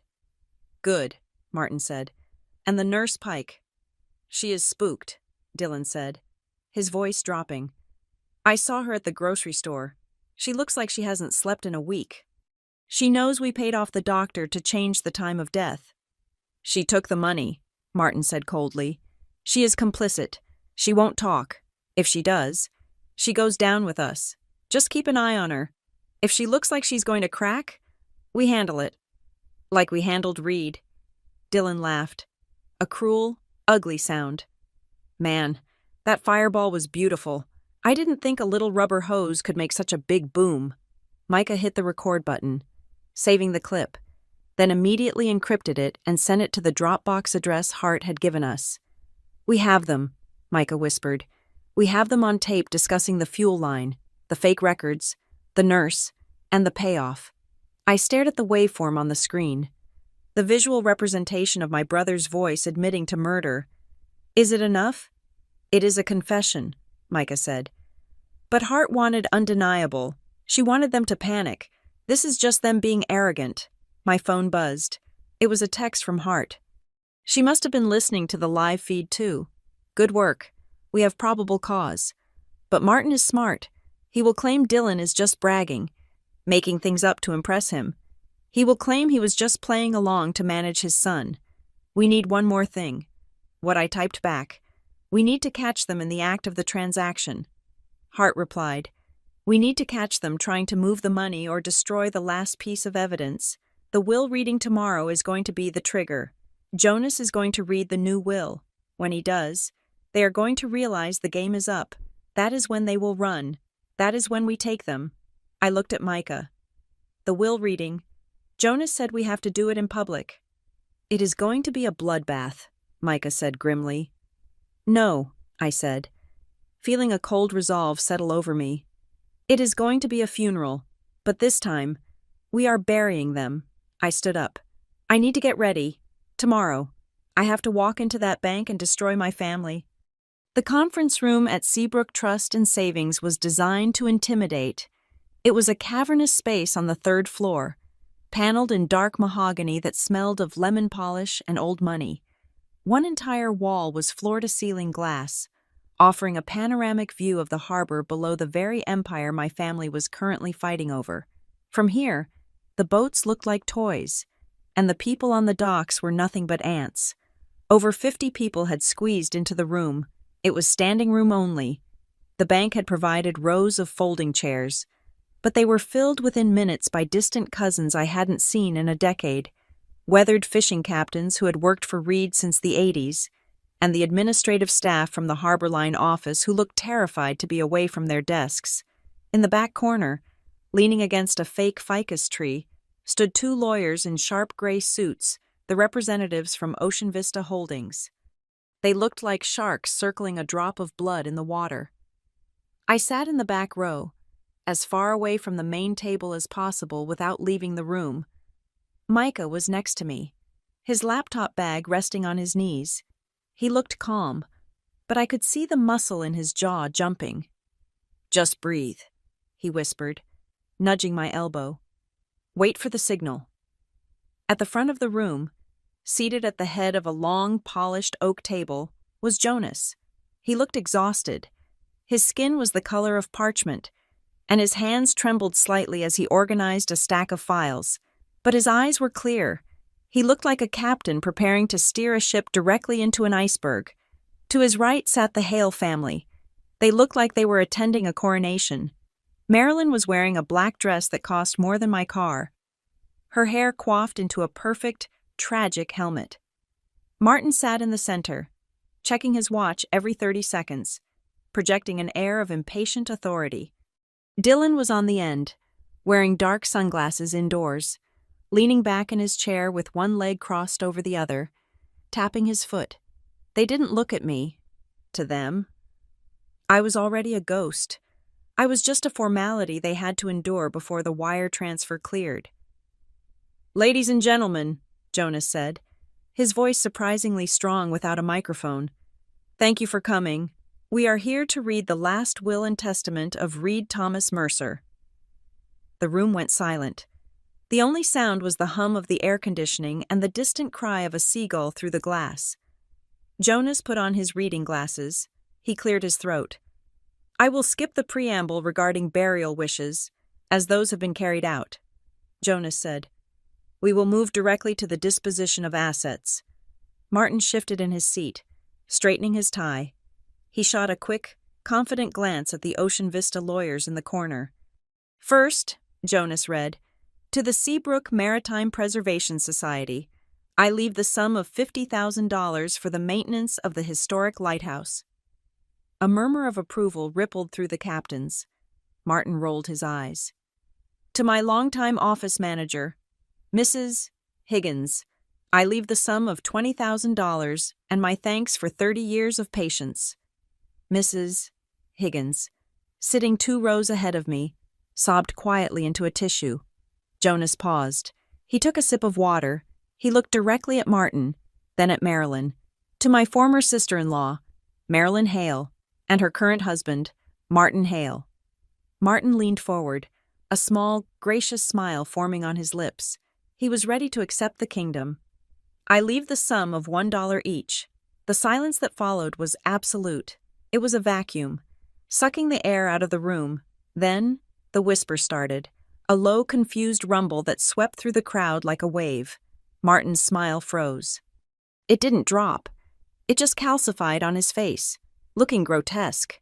Marilyn's hand flew to her throat, her face draining of blood until she looked like a wax statue. "Excuse me," Martin said, his voice loud in the quiet room. "I think you misread that. Jonas." Jonas didn't look up. He continued reading, his voice hard as iron. "I leave them $1 each, to acknowledge the substantial debts they have already placed upon the company credit lines without my consent or knowledge. I have paid these debts privately to avoid scandal, and I consider this their final settlement." The room erupted. "Debts," someone whispered loudly. "I thought they were rich." Martin gripped the arms of his chair so hard, I thought the wood would splinter. "This is a joke," he hissed. "This is some kind of sick joke." Dylan pulled his sunglasses off. His eyes were wide, darting around the room. "No way," he muttered. "No freaking way." Jonas raised a hand for silence. "I am not finished." He looked at Dylan. "To my step-nephew, Dylan Hale, I leave 5% of the shares in Harborline Expeditions." Dylan slumped, letting out a breath. "Okay, 5%. That is something." "These shares," Jonas continued, raising his voice over the murmur, "are to be placed in a blind trust. They will be released to Dylan Hale only on the condition that he is never convicted of, or found civilly liable for, any criminal activity directed against the company, its vessels, or its officers." Dylan froze. He looked at Martin. The color was rising in his neck, a blotchy, angry red. "And finally," Jonas said, turning the page, "to my niece, Abigail Price." I felt every eye in the room turn to me. I sat up straighter, gripping my hands together to stop them from shaking. "I leave the remaining 76% of Harborline Expeditions. This includes the Marina, the Bayview Hotel, the fleet, and all personal investment accounts." "What?" Martin shot out of his chair. It fell backward with a loud crash. Jonas ignored him. "This bequest comes with a note from the deceased, to Abigail, the only person I trust not to sell the soul of this company for the markup price offered by a resort conglomerate." The Ocean Vista lawyers exchanged a look, picked up their briefcases, and quietly started moving toward the door. Martin saw them leaving. Panic, raw and ugly, twisted his face. He lunged toward the table, slamming his hand down on the leather folder. "This is a forgery!" he screamed, spit flying from his lips. "Reed never wrote this. You forged it. Jonas, you and that ungrateful little bitch cooked this up." "Sit down, Martin," Jonas said calmly. "I want to see the real will," Martin roared. "The one from 5 years ago, the one that was filed." "That will was revoked," Jonas said. Reaching into his bag, he pulled out the handwritten letter and the notary log. "This will was drafted 3 weeks ago in Riverton. Here is the video of Reed signing it, notarized by the state." Jonas held up a tablet, but he didn't need to play it. The existence of the video was enough. The bank representatives were nodding. The validity was undeniable. Martin looked around the room, his chest heaving. He looked at the captains, who were staring at him with open hostility. He looked at Marilyn, who was staring at the floor. He looked at Dylan. "She killed him!" Martin shouted, pointing a shaking finger at the back of the room, directly at me. "That is what happened. She knew he was going to change the will again, so she killed him. She was the one who managed the fleet. She tampered with the boat." The crowd gasped. The accusation hung in the air, heavy and poisonous. "Now," Micah whispered. He pulled the laptop from his bag. With a practiced motion, he plugged an HDMI cable into the floor port next to our chairs, a port that fed directly into the massive projection screen behind Jonas. The bank logo on the screen flickered and vanished. In its place, a stark, green audio waveform appeared. "What is this?" the bank manager asked, standing up. Micah hit the spacebar. The sound was deafening. He had cranked the gain. Dylan's voice, amplified by the conference room speakers, boomed off the mahogany walls. "As long as that boat doesn't come back to the dock after storm season, we have enough money to pay off the resort debts and burn the rest in a warmer climate." Dylan jumped as if he had been electrocuted. He looked up at the speakers. his mouth opening and closing. Then Martin's voice followed, smooth and arrogant. We replaced the lines. We wiped the logs. We bought the inspection. That boat was born to sink. The room went absolutely chaotic. "That is Martin," one of the captains yelled, standing up. "That is his voice." "They sank the Osprey." "Mrs." Higgins screamed. "My nephew was supposed to be on that boat." "Turn it off," Martin shrieked. He scrambled over the chairs, trying to get to the front, trying to find the source. "Turn it off. It is fake. It is AI. It is all fake." Micah didn't turn it off. He switched the feed. The audio cut out. The screen went black for a second, then flickered into the grainy, monochrome footage of the dock camera. The timestamp in the corner read 11:00 p.m., 1 hour before the explosion. The figure on the screen was shadowy, but the walk was unmistakable. It was Martin, walking alongside Reed. On the screen, Martin stopped. He pointed at something on the hull of the boat. Reed leaned over to look. While Reed was distracted, Martin reached into his pocket and handed something to a figure standing in the shadows of the wheelhouse. The figure stepped into the light for a split second. It was Dylan. Then the video jumped forward. 12:10 p.m., a flash of light on the horizon, a fireball blooming in the distance like a second sun. The silence in the room was heavier than before. It was the silence of a lynch mob deciding who to grab first. "You bastards," a fisherman growled from the middle row. "You killed him. You blew him up." Martin looked around, his eyes wild. He was cornered. The bank reps were on their phones, calling legal. The Ocean Vista lawyers were gone. The town was staring at him with hatred. "No," Martin stammered, backing away from the table. "No, you don't understand. It was business. It was just business." "It was murder," Jonas said, his voice cutting through the noise like a gavel. "And Reed has one last clause for you." Jonas looked down at the paper. "Any beneficiary who contests this will, or who is found to have acted against the interests of the estate, shall forfeit even the nominal bequest and shall be liable for the legal fees of the defense." Two uniformed officers, who had been standing at the back of the room for security, started moving forward. They weren't rushing. They were walking with the slow, deliberate pace of men who knew the suspect wasn't going anywhere. "Mr. Hale," one of the officers said, reaching for his belt, "we need you to step outside." Martin didn't step outside. He snapped. He lunged across the aisle, grabbing the laptop from Micah's lap. He raised it high above his head and smashed it down onto the edge of the table. Plastic shattered. Keys flew into the air. "It is a lie!" Martin screamed, his face purple. He spun around and pointed at me. His eyes were completely unhinged. "All of it. It is her. She is the one. She rigged the audio. She hated him. She wanted the company for herself." I didn't flinch. I sat there, staring at him, letting the whole town see him for what he was. A desperate, broke, violent man who had run out of lies. The officers grabbed him. One took his left arm, the other his right. They slammed him against the wall, the glass rattling in its frame. "Get your hands off me," Martin yelled. "Do you know who I am? I am Martin Hale. I own this town." "Not anymore," a voice said from behind me. I turned. Lena Hart was standing there. She wasn't wearing her federal jacket.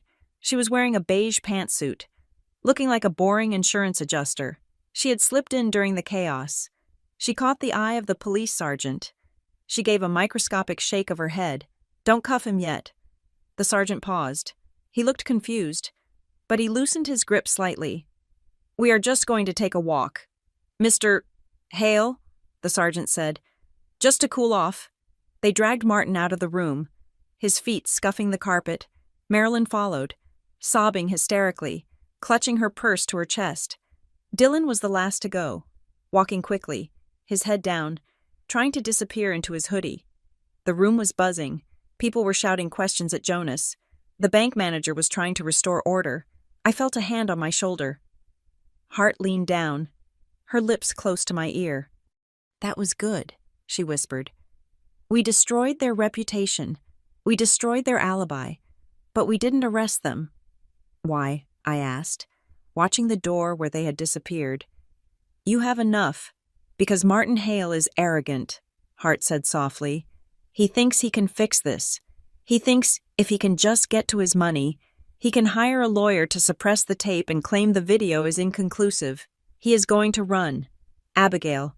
He is going to try to liquidate the offshore accounts and disappear. She squeezed my shoulder. We destroyed the hero act. Now I need the final act. Tonight. They are going to panic.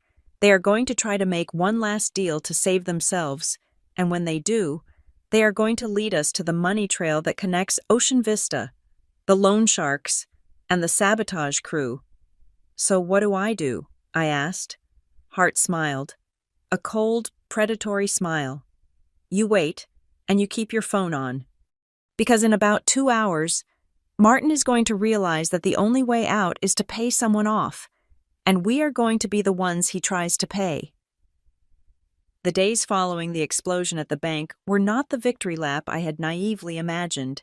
I had thought that playing the recording and showing the video would be enough to break the spell Martin Hale had cast over Seabrook Landing. I thought the truth would be a shield. Instead, it became a grenade that blew the town into 2 angry, jagged halves. I learned very quickly that people do not like having their reality shattered. For 20 years, Martin had been a pillar of the community. He donated to the Little League. He sat on the hospital board. He bought drinks for the union rep. To accept that he was a monster meant admitting they had been dining with a wolf. It was easier for half the town to believe that I was the villain. The internet was the first battlefield. The local community Facebook page, usually reserved for complaints about potholes and lost cats, turned into a war zone. She manipulated a dying man. One comment read, Reed Mercer wasn't in his right mind for months. Everyone knows that. That audio was clearly fake. Another wrote, You can do anything with AI these days. I heard she hired a hacker from the city to frame her own brother. It was nauseating. I stopped reading the comments after the 3rd day. But I couldn't stop the news. Martin and Marilyn didn't hide in shame. They went on the offensive. They hired a crisis management firm from New York. A group of sharks in pinstripes who specialized in salvaging the reputations of disgraced politicians and negligent CEOs. 4 days after the reading, I walked into a diner to get coffee and saw my mother's face on the television mounted above the counter. She was sitting on a beige sofa, clutching a handkerchief, looking fragile and devastated. The caption read, Exclusive, a family betrayed. We just want to protect Reed's legacy, Marilyn said to the interviewer, her voice trembling perfectly. He was confused at the end. The medication, the stress, he was vulnerable. And Abigail, oh, God, it breaks my heart to say this about my own daughter, but she has always been jealous of Dylan. She has always wanted what wasn't hers. The camera cut to Martin. He looked somber, his eyes red-rimmed but steady. I forgive her, Martin said, looking directly into the lens. I forgive her for the recording. I know technology can be used to twist words. We just want the courts to look at the facts, not the theatrics. We just want our family to be whole again. I walked out of the diner without my coffee. My hands shaking so hard I dropped my keys in the parking lot. They were winning the narrative. They were turning a confession of murder into a story about a greedy stepdaughter taking advantage of a senile old man. The legal assault began the next morning. Jonas called me at 7 o'clock. They filed an injunction, he said, his voice sounding tired. They are suing to freeze all assets of Harborline Expeditions pending a forensic mental health evaluation of Reed post-mortem. Based on medical records, they are cherry-picking. And Abigail, they filed a countersuit against you. For what? I asked. Pacing the floor of the safe house Micah had set up for me, a small, nondescript rental near the marshlands. Defamation, wiretapping, and emotional distress, Jonas said. But that is not the worst part.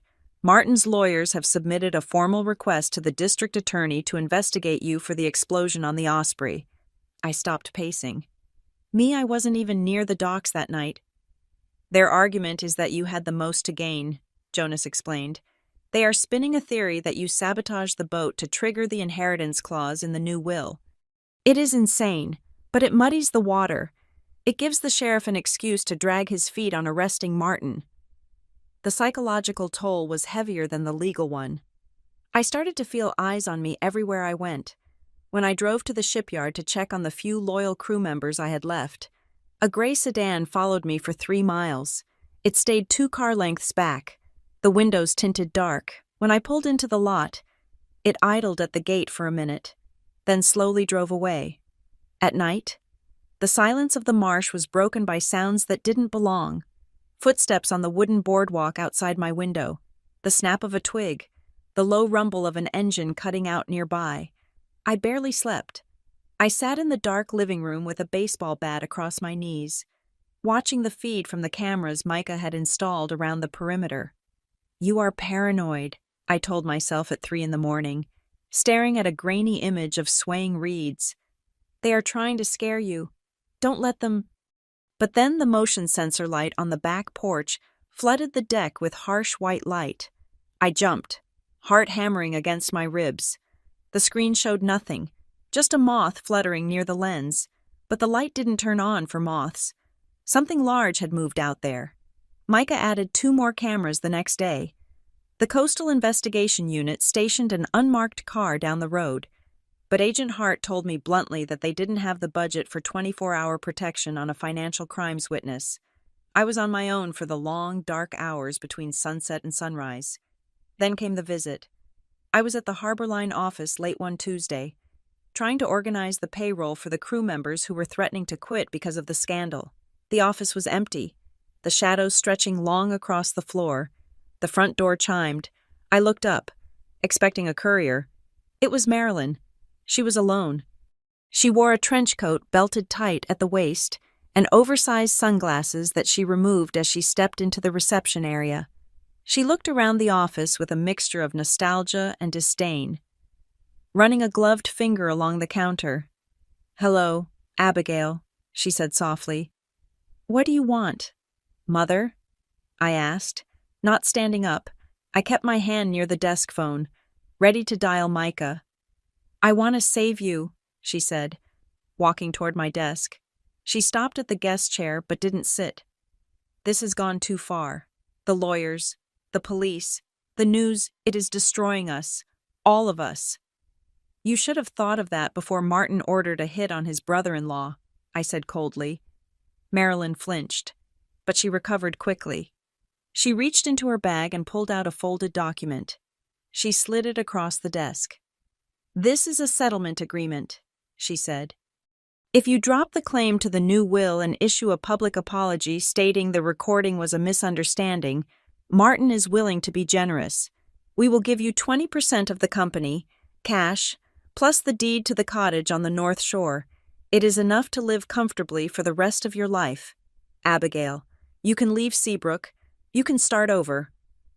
I looked at the paper. It was a bribe, a gilded cage to keep me quiet. "And what happens to Reed?" I asked, looking her in the eye. "Does he get justice in this deal? Or do we just agree that his murder was a business expense?" Marilyn's face hardened.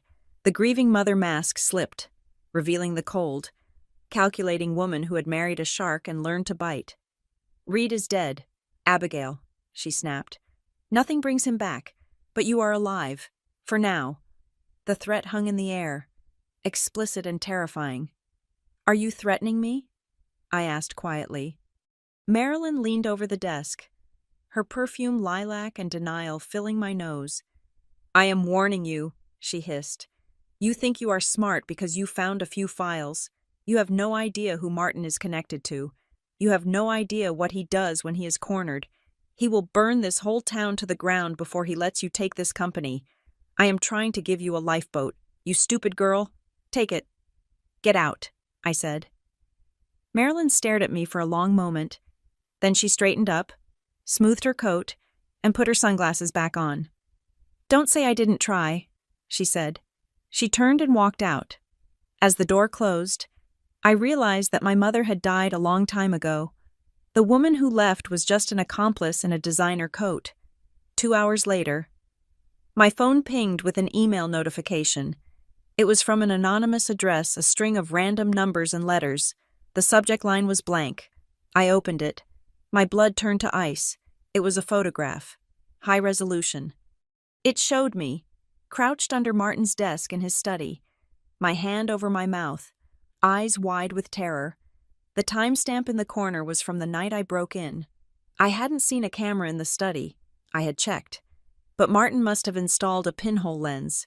Something powered independently, maybe hidden in the spine of a book or the eye of a sculpture. Below the photo was a single line of text.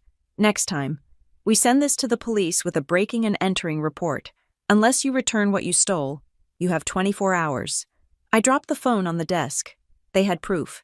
If they released this, any evidence I found that night, the burner phone, the photos of the documents would be considered fruit of the poisonous tree.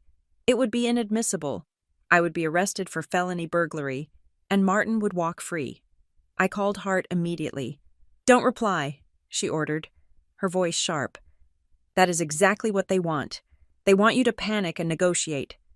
If you negotiate, you validate the blackmail."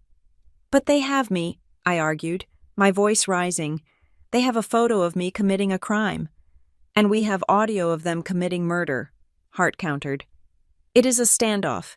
They haven't sent it to the police yet because they know it opens the door to us searching that house. They are scared. Abigail, they are bluffing." "It doesn't feel like a bluff," I whispered. "It feels like a noose." I hung up and sat in the dark office. A wave of guilt crashed over me, heavy and suffocating. I had dragged Micah into this. He was out there right now, risking a federal prison sentence to maintain illegal wiretaps. I had dragged Jonas into this. The old man was sleeping with a shotgun because of me. Maybe I should just take the deal. Maybe I should take the 20% and run. I could disappear. I could live. My phone buzzed again. Not an email. A text from Micah. New audio. "You need to hear this. Now." I drove to Micah's silo, checking my rearview mirror every 10 seconds. When I got there, Micah didn't say a word. He just pointed to the computer. He handed me the headphones. I put them on. The audio was clearer this time. Dylan must have upgraded his phone, or the atmospheric conditions were better. He was in the truck again. The engine was idling. "She isn't taking the deal, Dad," Dylan said. "Mom just texted. The bitch kicked her out of the office." There was a silence on the line. Then Martin's voice, sounding distorted, likely on speakerphone. "Then we moved to option 2. We can't wait for the court hearing. The Ocean Vista deal expires on the 1st of the month. If the title isn't clear by then, we lose everything." "I told you," Dylan said, his voice dropping to a casual, chilling monotone. "We should have done it the night of the funeral. I could have run her off the cliff road. No one would have questioned it. Grief-stricken niece crashes uncle's car. Sad story." "Too messy," Martin said. "But now we have no choice. If she disappears from the equation, the new will is contested by default, and the probate reverts to the next of kin. That is us." "So," Dylan asked, "do I make the call to the crew?" "No," Martin said. "The crew is for boats. This needs to be personal. You know where she is staying. The Marsh House. It is isolated. A gas leak, a faulty heater accident sometimes just repeat." I tore the headphones off, gasping for air. "They know where I am," I whispered. "They know about the safe house." "They tracked your car," Micah said grimly. "Or they followed you. It doesn't matter. They are done with lawsuits. Abby, they are coming to kill you." I looked at the screen, at the jagged green lines of my brother's voice planning my execution. The guilt vanished. The fear vanished. All that was left was a cold, hard clarity. This wasn't a legal battle. It wasn't a family dispute. It was a hunt. And if I wanted to survive, I had to stop running. I had to become the thing they feared most. "Send it to Hart," I said to Micah. "And then pack your gear. We aren't going back to the Marsh House." "Where are we going?" Micah asked. "To the one place they won't look," I said. "And then we are going to set a trap." I looked out the window at the lights of the harbor. Martin thought he was the predator. He thought he could buy, bully, and kill his way out of this. He forgot one thing. I was Reed Mercer's niece, and I knew how to navigate a storm better than anyone. The rain in Seabrook Landing does not wash things clean. It just makes the rot smell stronger. It was a Thursday night, 3 days after Marilyn's visit to my office. The storm that had been threatening the coast for a week had finally broken, turning the sky into a bruising shade of purple and black. I was the last one at the Harborline offices. The staff had gone home hours ago, whispering in the break room about the lawsuits and the scandal. I had stayed behind to secure the physical files, locking ledgers and contracts into fireproof cabinets, fueled by a paranoia that was quickly becoming my baseline state of existence. I killed the main lights, plunging the reception area into shadow. The only illumination came from the street lamps outside, casting long, distorted bars of orange light across the floor. I pushed open the heavy glass front door and stepped out into the deluge. The wind hit me instantly, whipping my hair across my face. I fumbled for my car keys, my head down, my body tensed for the flash of a camera or the rev of an engine. "Ms. Price?" The voice was small, barely audible over the drumming of the rain on the metal roof of the warehouse next door. I spun around, dropping my keys. My hand flew to the canister of pepper spray in my pocket. I backed up against the brick wall, my heart hammering a frantic rhythm against my ribs. "Who is there?" I shouted, my voice sounding thin in the wind. "I have already called the police." A figure stepped out from the narrow gap between the office building and the boat storage shed. She was staying in the shadows, sheltered by the overhang. She stepped forward just enough for the light to hit her face. I froze. It was the face that had haunted my nightmares since the funeral. She was wearing a denim jacket that was soaked through at the shoulders and cheap canvas sneakers that were covered in mud. Her dark hair was matted against her forehead, and her eyes were rimmed with deep, dark circles that spoke of sleepless nights. It was the nurse, the woman from the chapel door. "Please," she said, raising her hands. They were shaking. "Please don't call them. Not the local police. They belong to him." I stared at her, the rain soaking through my coat, chilling me to the bone. "Who are you?" "My name is Naomi Pike," she said, her teeth chattering.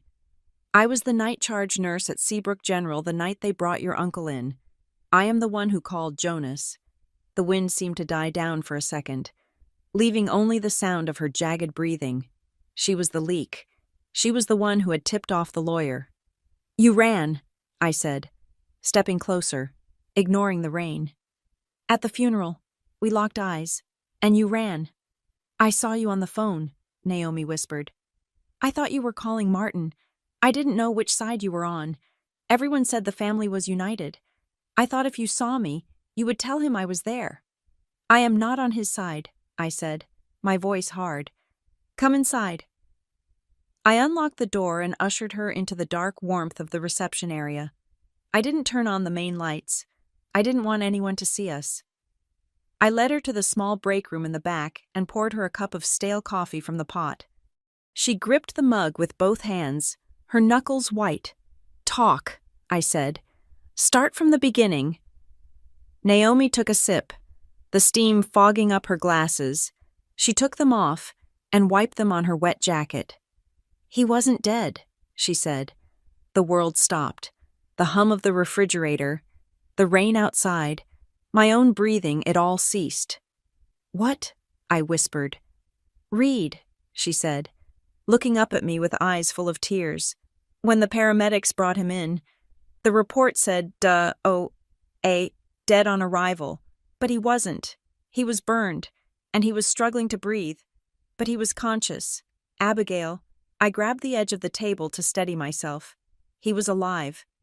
"They wheeled him into Trauma 1, Naomi continued, the words spilling out of her now, fast and desperate. "I was checking his vitals. His blood pressure was plummeting, but he grabbed my wrist. His grip was so strong. He pulled me down close to his face. I could smell the smoke on him." She closed her eyes, reliving the moment. "He said, 'Don't let them say this is an accident.' He said it twice. Then he looked right at me and said, Call Jonas.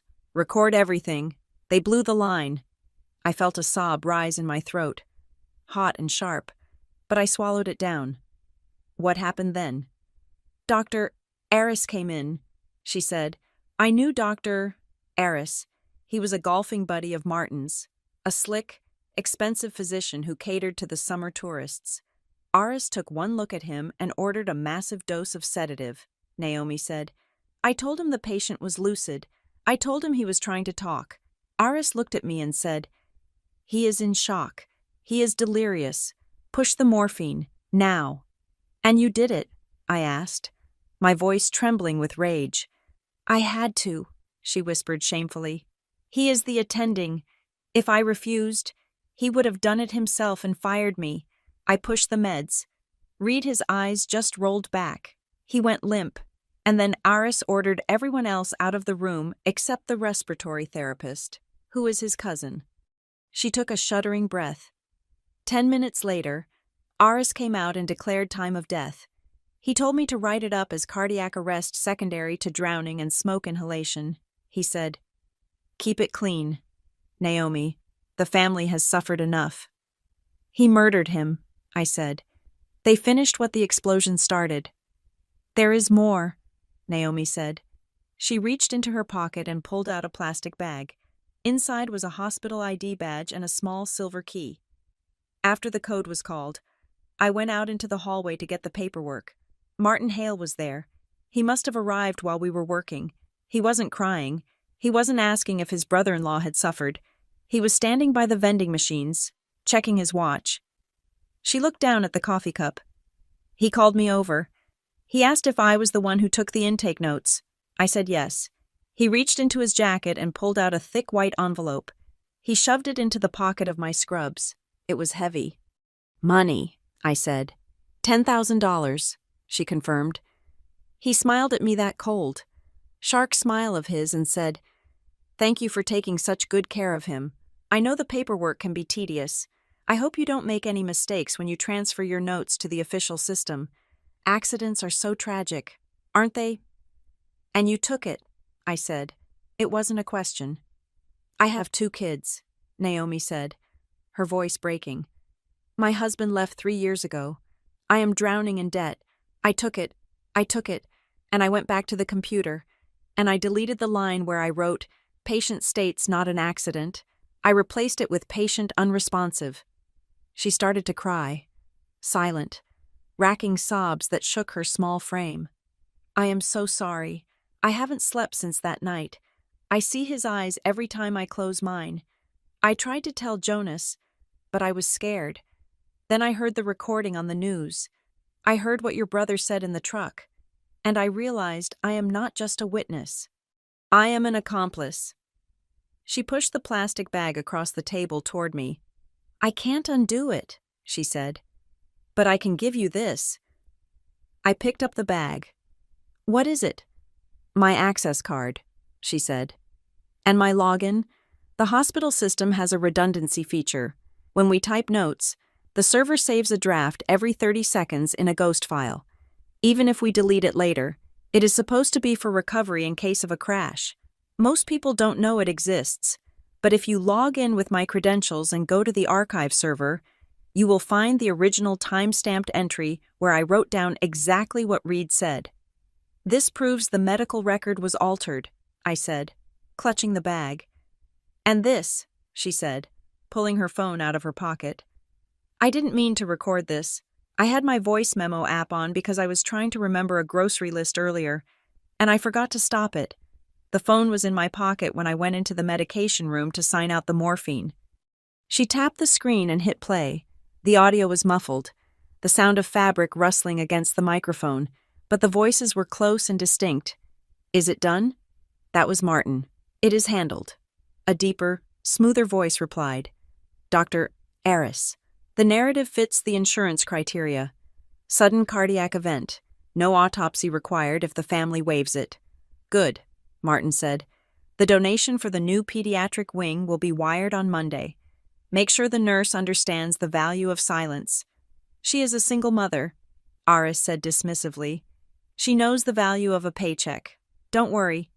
The recording ended. I sat there, staring at the phone. This was the final nail. The boat explosion could be argued as negligence. The text messages could be argued as context-less. But this was a conspiracy involving a medical professional, bribery, and the deliberate falsification of a death certificate to cover up a murder. "We have to go," I said, standing up. "Right now." Where Naomi asked, looking terrified, "If Martin finds out I'm here." "He won't," I said. "We are going to the only people who can protect you."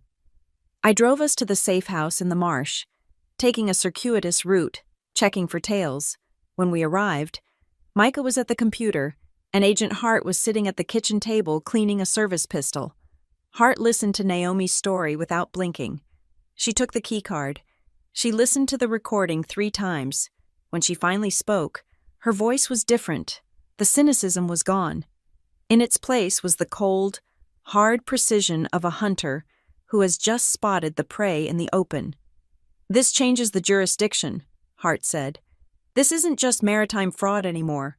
This is a RICO case, racketeering, conspiracy to commit murder, bribing a medical official, wire fraud. We are talking about federal charges that carry the death penalty or life without parole. Mandatory." She looked at Naomi. "You are going to have to testify. In open court, you will have to admit to taking the bribe and altering the record. You will lose your license. You might face probation." "I don't care," Naomi said, wiping her eyes. "I just want it to stop." "I can put you in protective custody tonight," Hart said. "We have a safe house in the next state. You and your kids will be moved within the hour. But once you go, you cannot contact anyone until the trial is over. You disappear." "Naomi?" Naomi nodded. "Okay, do it." Hart stood up and walked into the other room to make a call. Micah began typing furiously, likely securing the digital chain of custody for the new audio file. I sat next to Naomi. We were 2 women who had been pulled into the orbit of Martin Hale's greed, and we both bore the scars of it. "Thank you," I said softly. Naomi reached out and took my hand. Her palm was rough, her fingers cold. "He trusted you," she said. "Reed, in those last seconds, he wasn't thinking about the money, he was thinking about you. He knew you were the only one who would fight for him." "I almost gave up," I admitted. "Yesterday, I almost took a settlement. But you didn't," Naomi said. "If you don't stand up for him, I will carry this sin for the rest of my life. But if we do this, maybe I can sleep again." She squeezed my hand. "We carry it together now," she said. Hart came back into the room. "The team is en route. Pack your things. Ms. Pike." As Naomi stood up to leave, she paused at the door.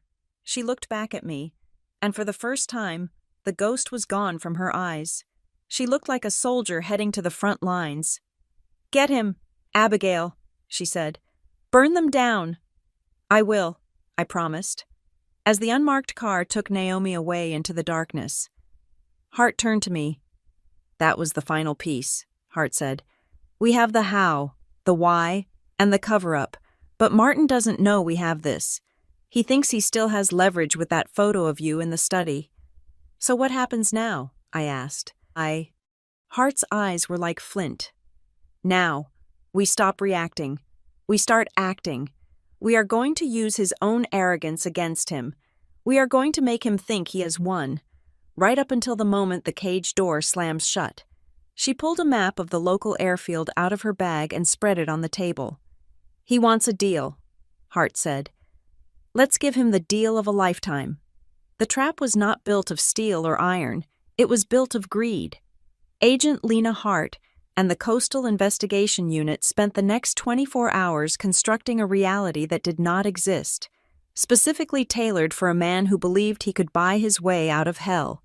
We knew Martin Hale was desperate. The frozen assets, the public scrutiny, and the blackmail threat regarding my break-in had cornered him. And a cornered animal does not look for the trap.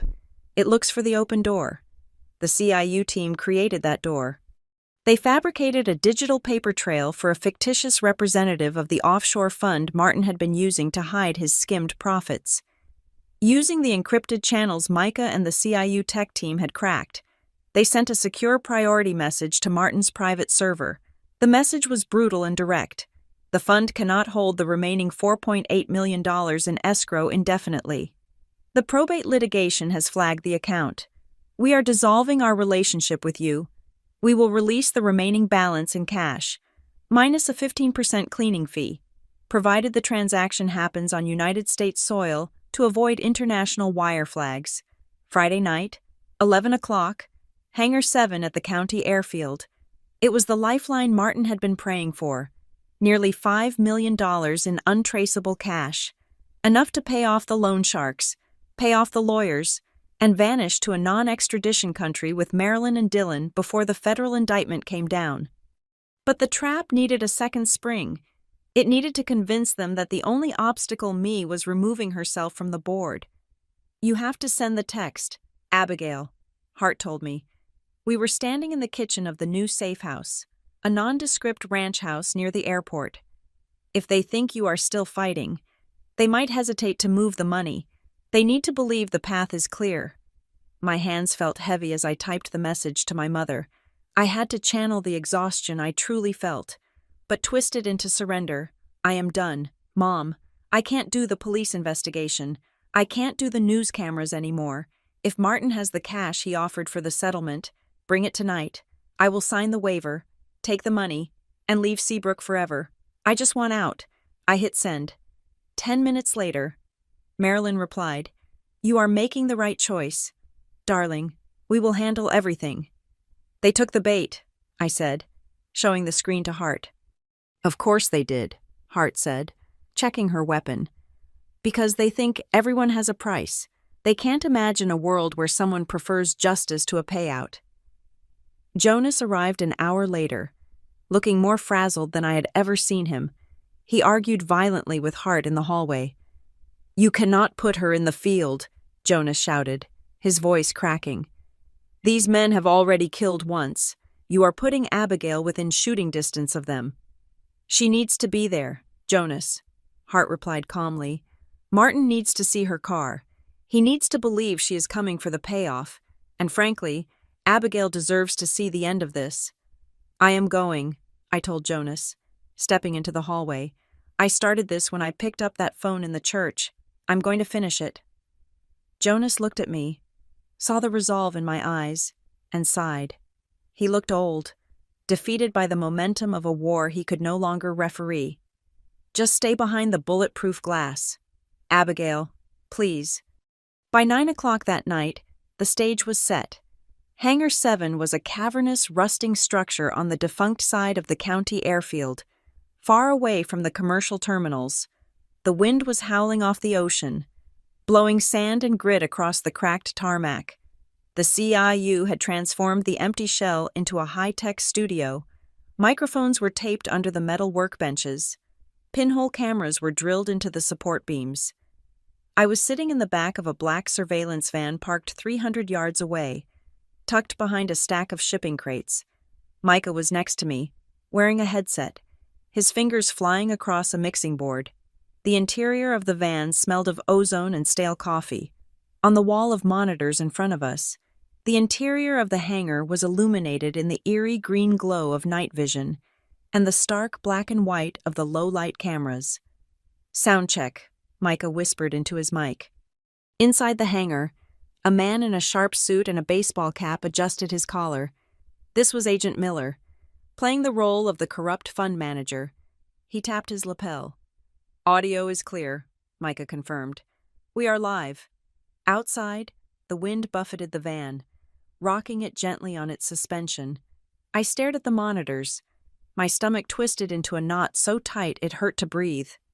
Here we go, Hart said from the front seat. Target vehicles approaching the south gate. On the perimeter camera, 2 sets of headlights cut through the darkness. A black SUV led the way, followed closely by a silver sedan. They moved slowly, shark-like, crunching over the gravel. They are early, I whispered. Greed makes people punctual, Hart muttered. The vehicles rolled up to the hangar doors. The engines cut. The silence that followed stretched for an eternity, broken only by the whine of the wind. Then, the doors opened. Martin stepped out of the SUV. He was wearing a dark bomber jacket and jeans, trying to look nondescript, but his posture screamed tension. He scanned the perimeter, his head snapping left and right. Marilyn climbed out of the passenger side, clutching her purse with both hands. Dylan got out of the sedan. He looked wired, bouncing on the balls of his feet. He walked to the trunk of the SUV and pulled out 3 large, heavy gym bags. Bags for the cash, Micah noted. They think they are walking out of here with a retirement fund. Let them in, Hart commanded the team on the radio. Agent Miller stepped out of the shadows of the hangar, standing in the pool of light created by a single overhead halogen bulb. He held a sleek, aluminum briefcase. "Mr. Hale," Miller said, his voice amplified in our van. "You brought the entourage." "Family," Martin corrected, his voice echoing in the metal space. "We do everything as a family." They walked into the trap.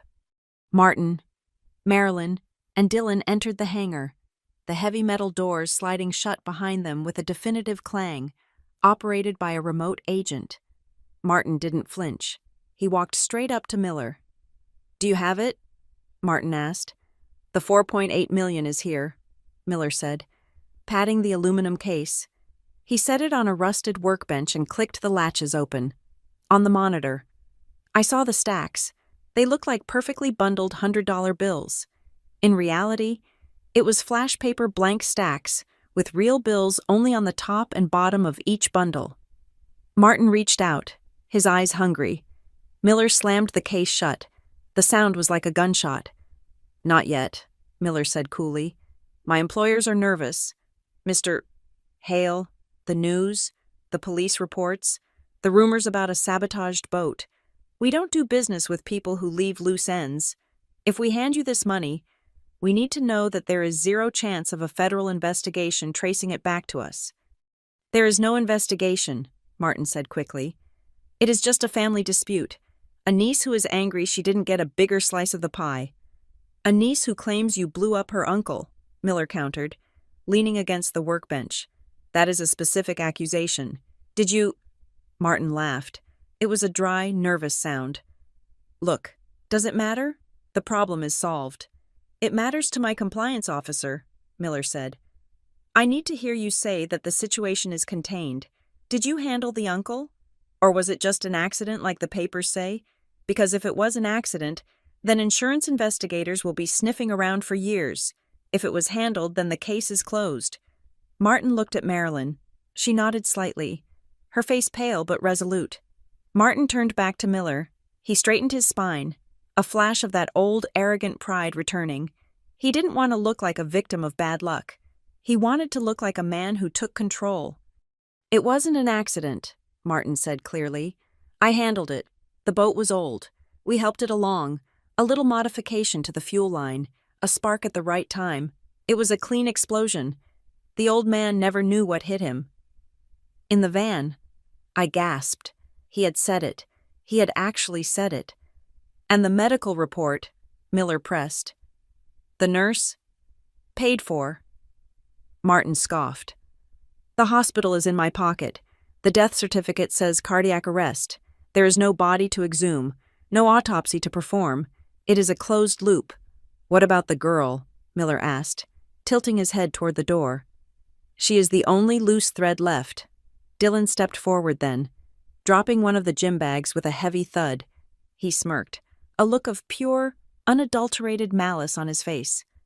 "Don't worry about Abigail," Dylan said. "She is coming here tonight to sign a waiver for a payout.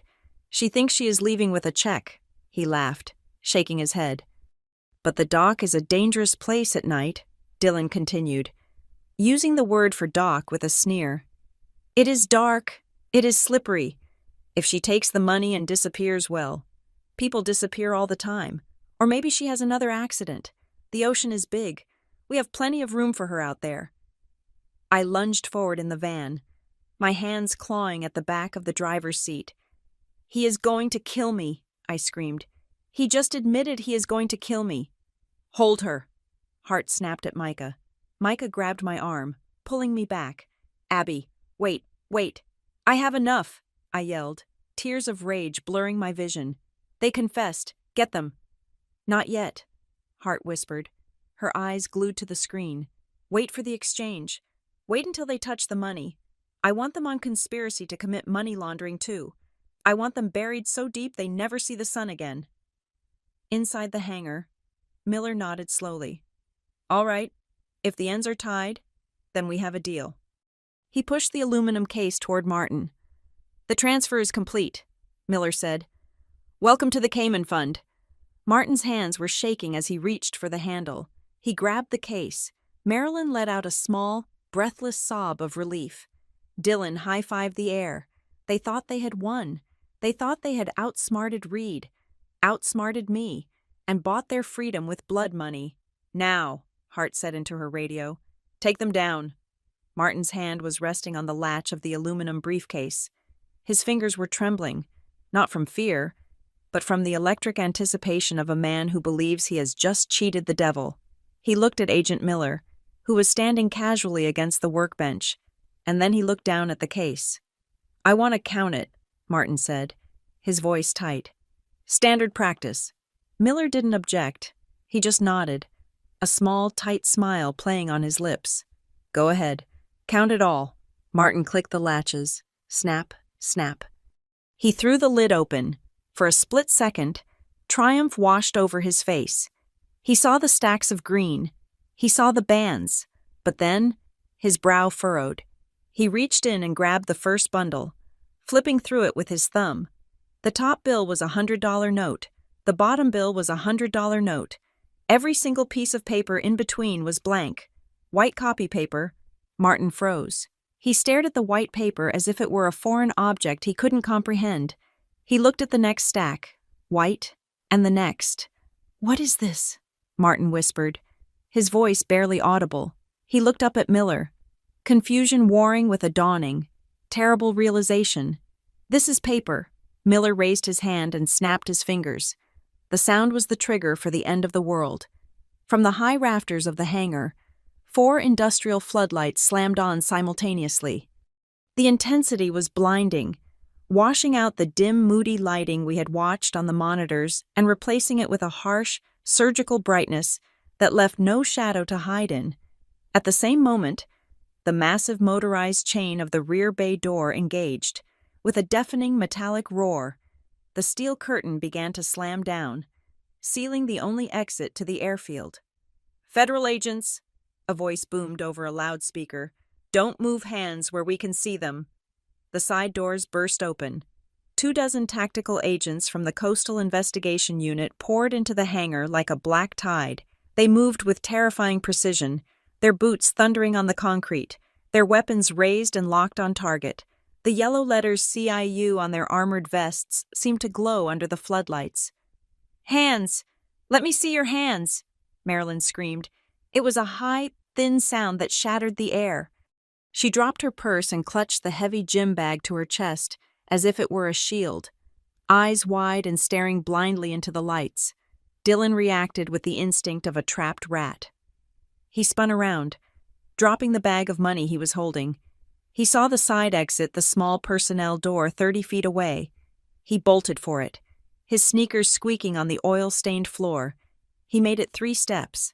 An agent stepped out from behind a stack of crates, leveling a rifle at Dylan's chest. A red laser dot appeared directly over Dylan's heart. Do it, the agent yelled. Give me a reason.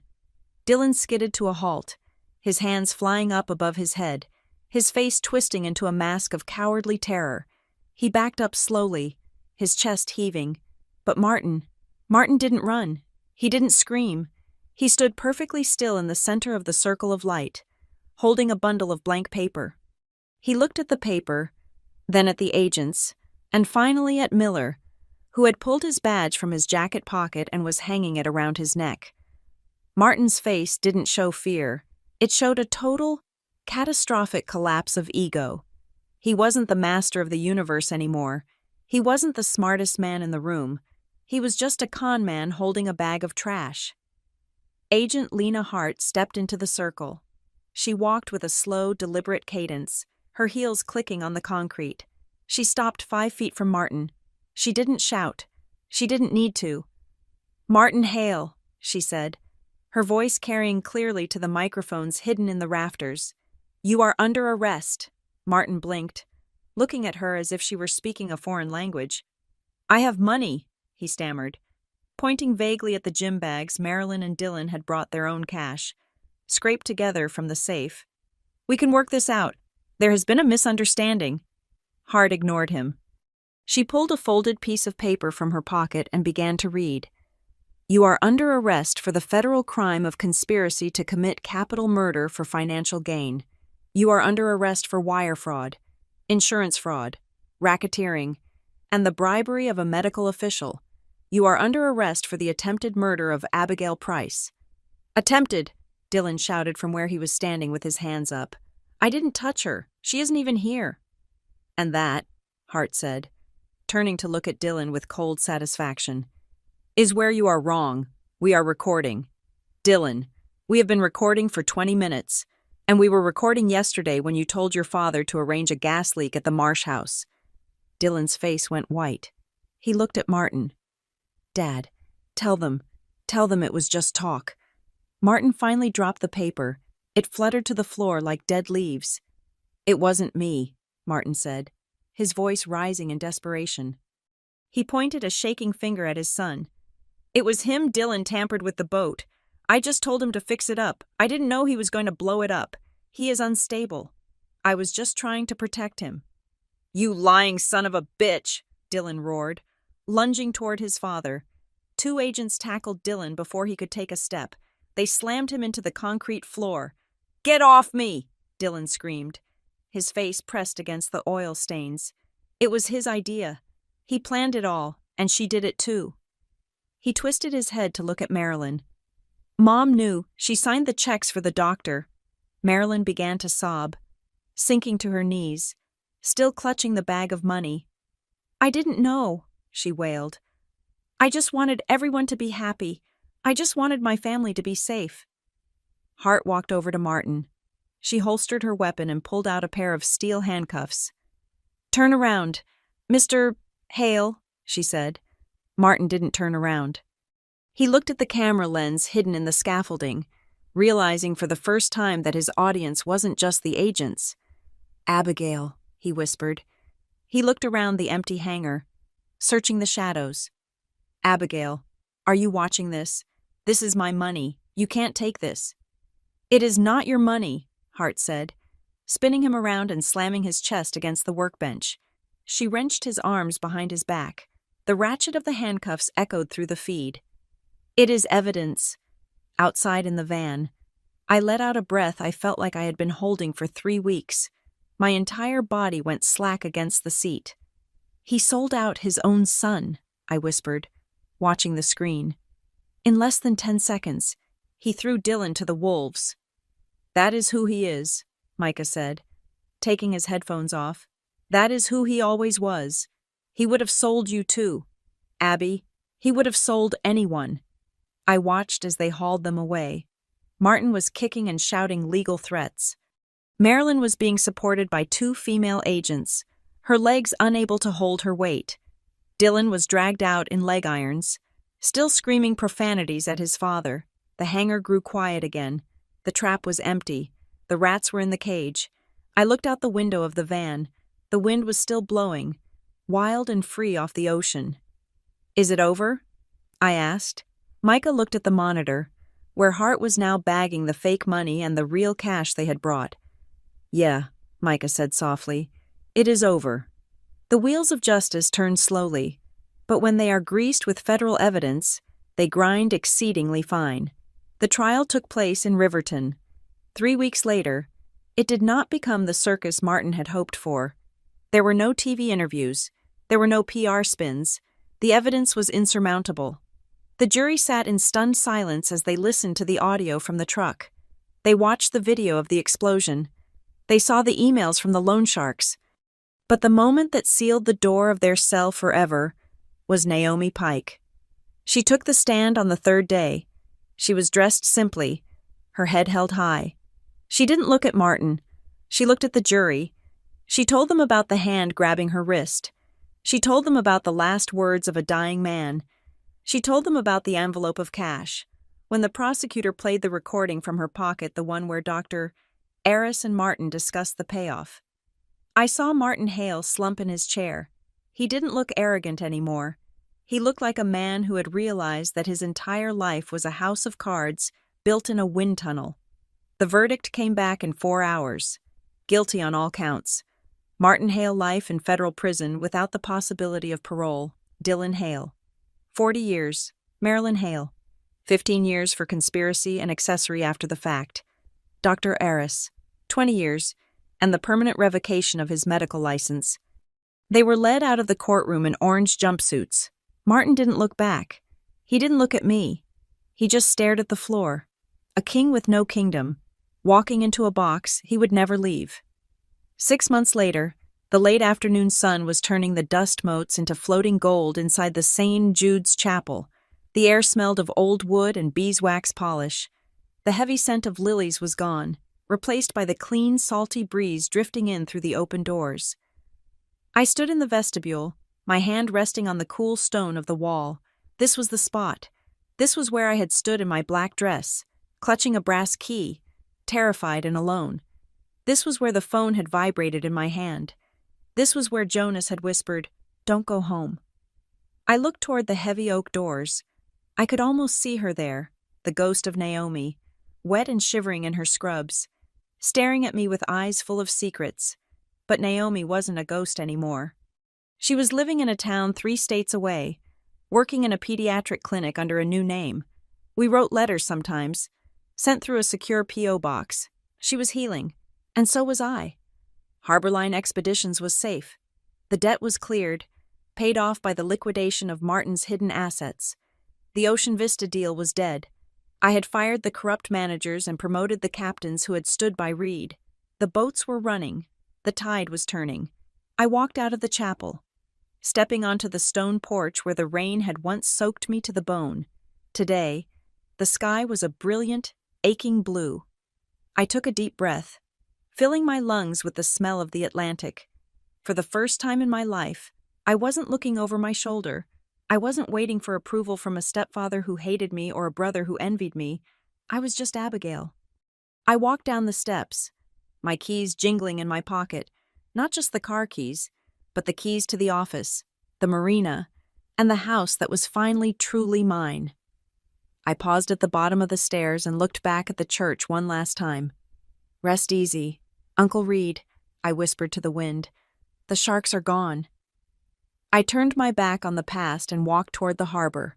The ocean was waiting, vast and indifferent and beautiful, and for the first time, I was the one holding the wheel. The final deal they tried to close wasn't with a bank, and it wasn't with a fund. The final deal they signed was with justice, and justice, unlike the sea, never gives up its dead. Thank you so much for listening to this story. I would love to know where you are tuning in from. Are you listening on your commute? At the gym? Or maybe relaxing at home? Let me know in the comments below. I read every single one. If you enjoyed this journey of justice and revenge, please make sure to subscribe to the channel Maya Revenge Stories. Hit that like button and smash the hype button to help this video get discovered by more people.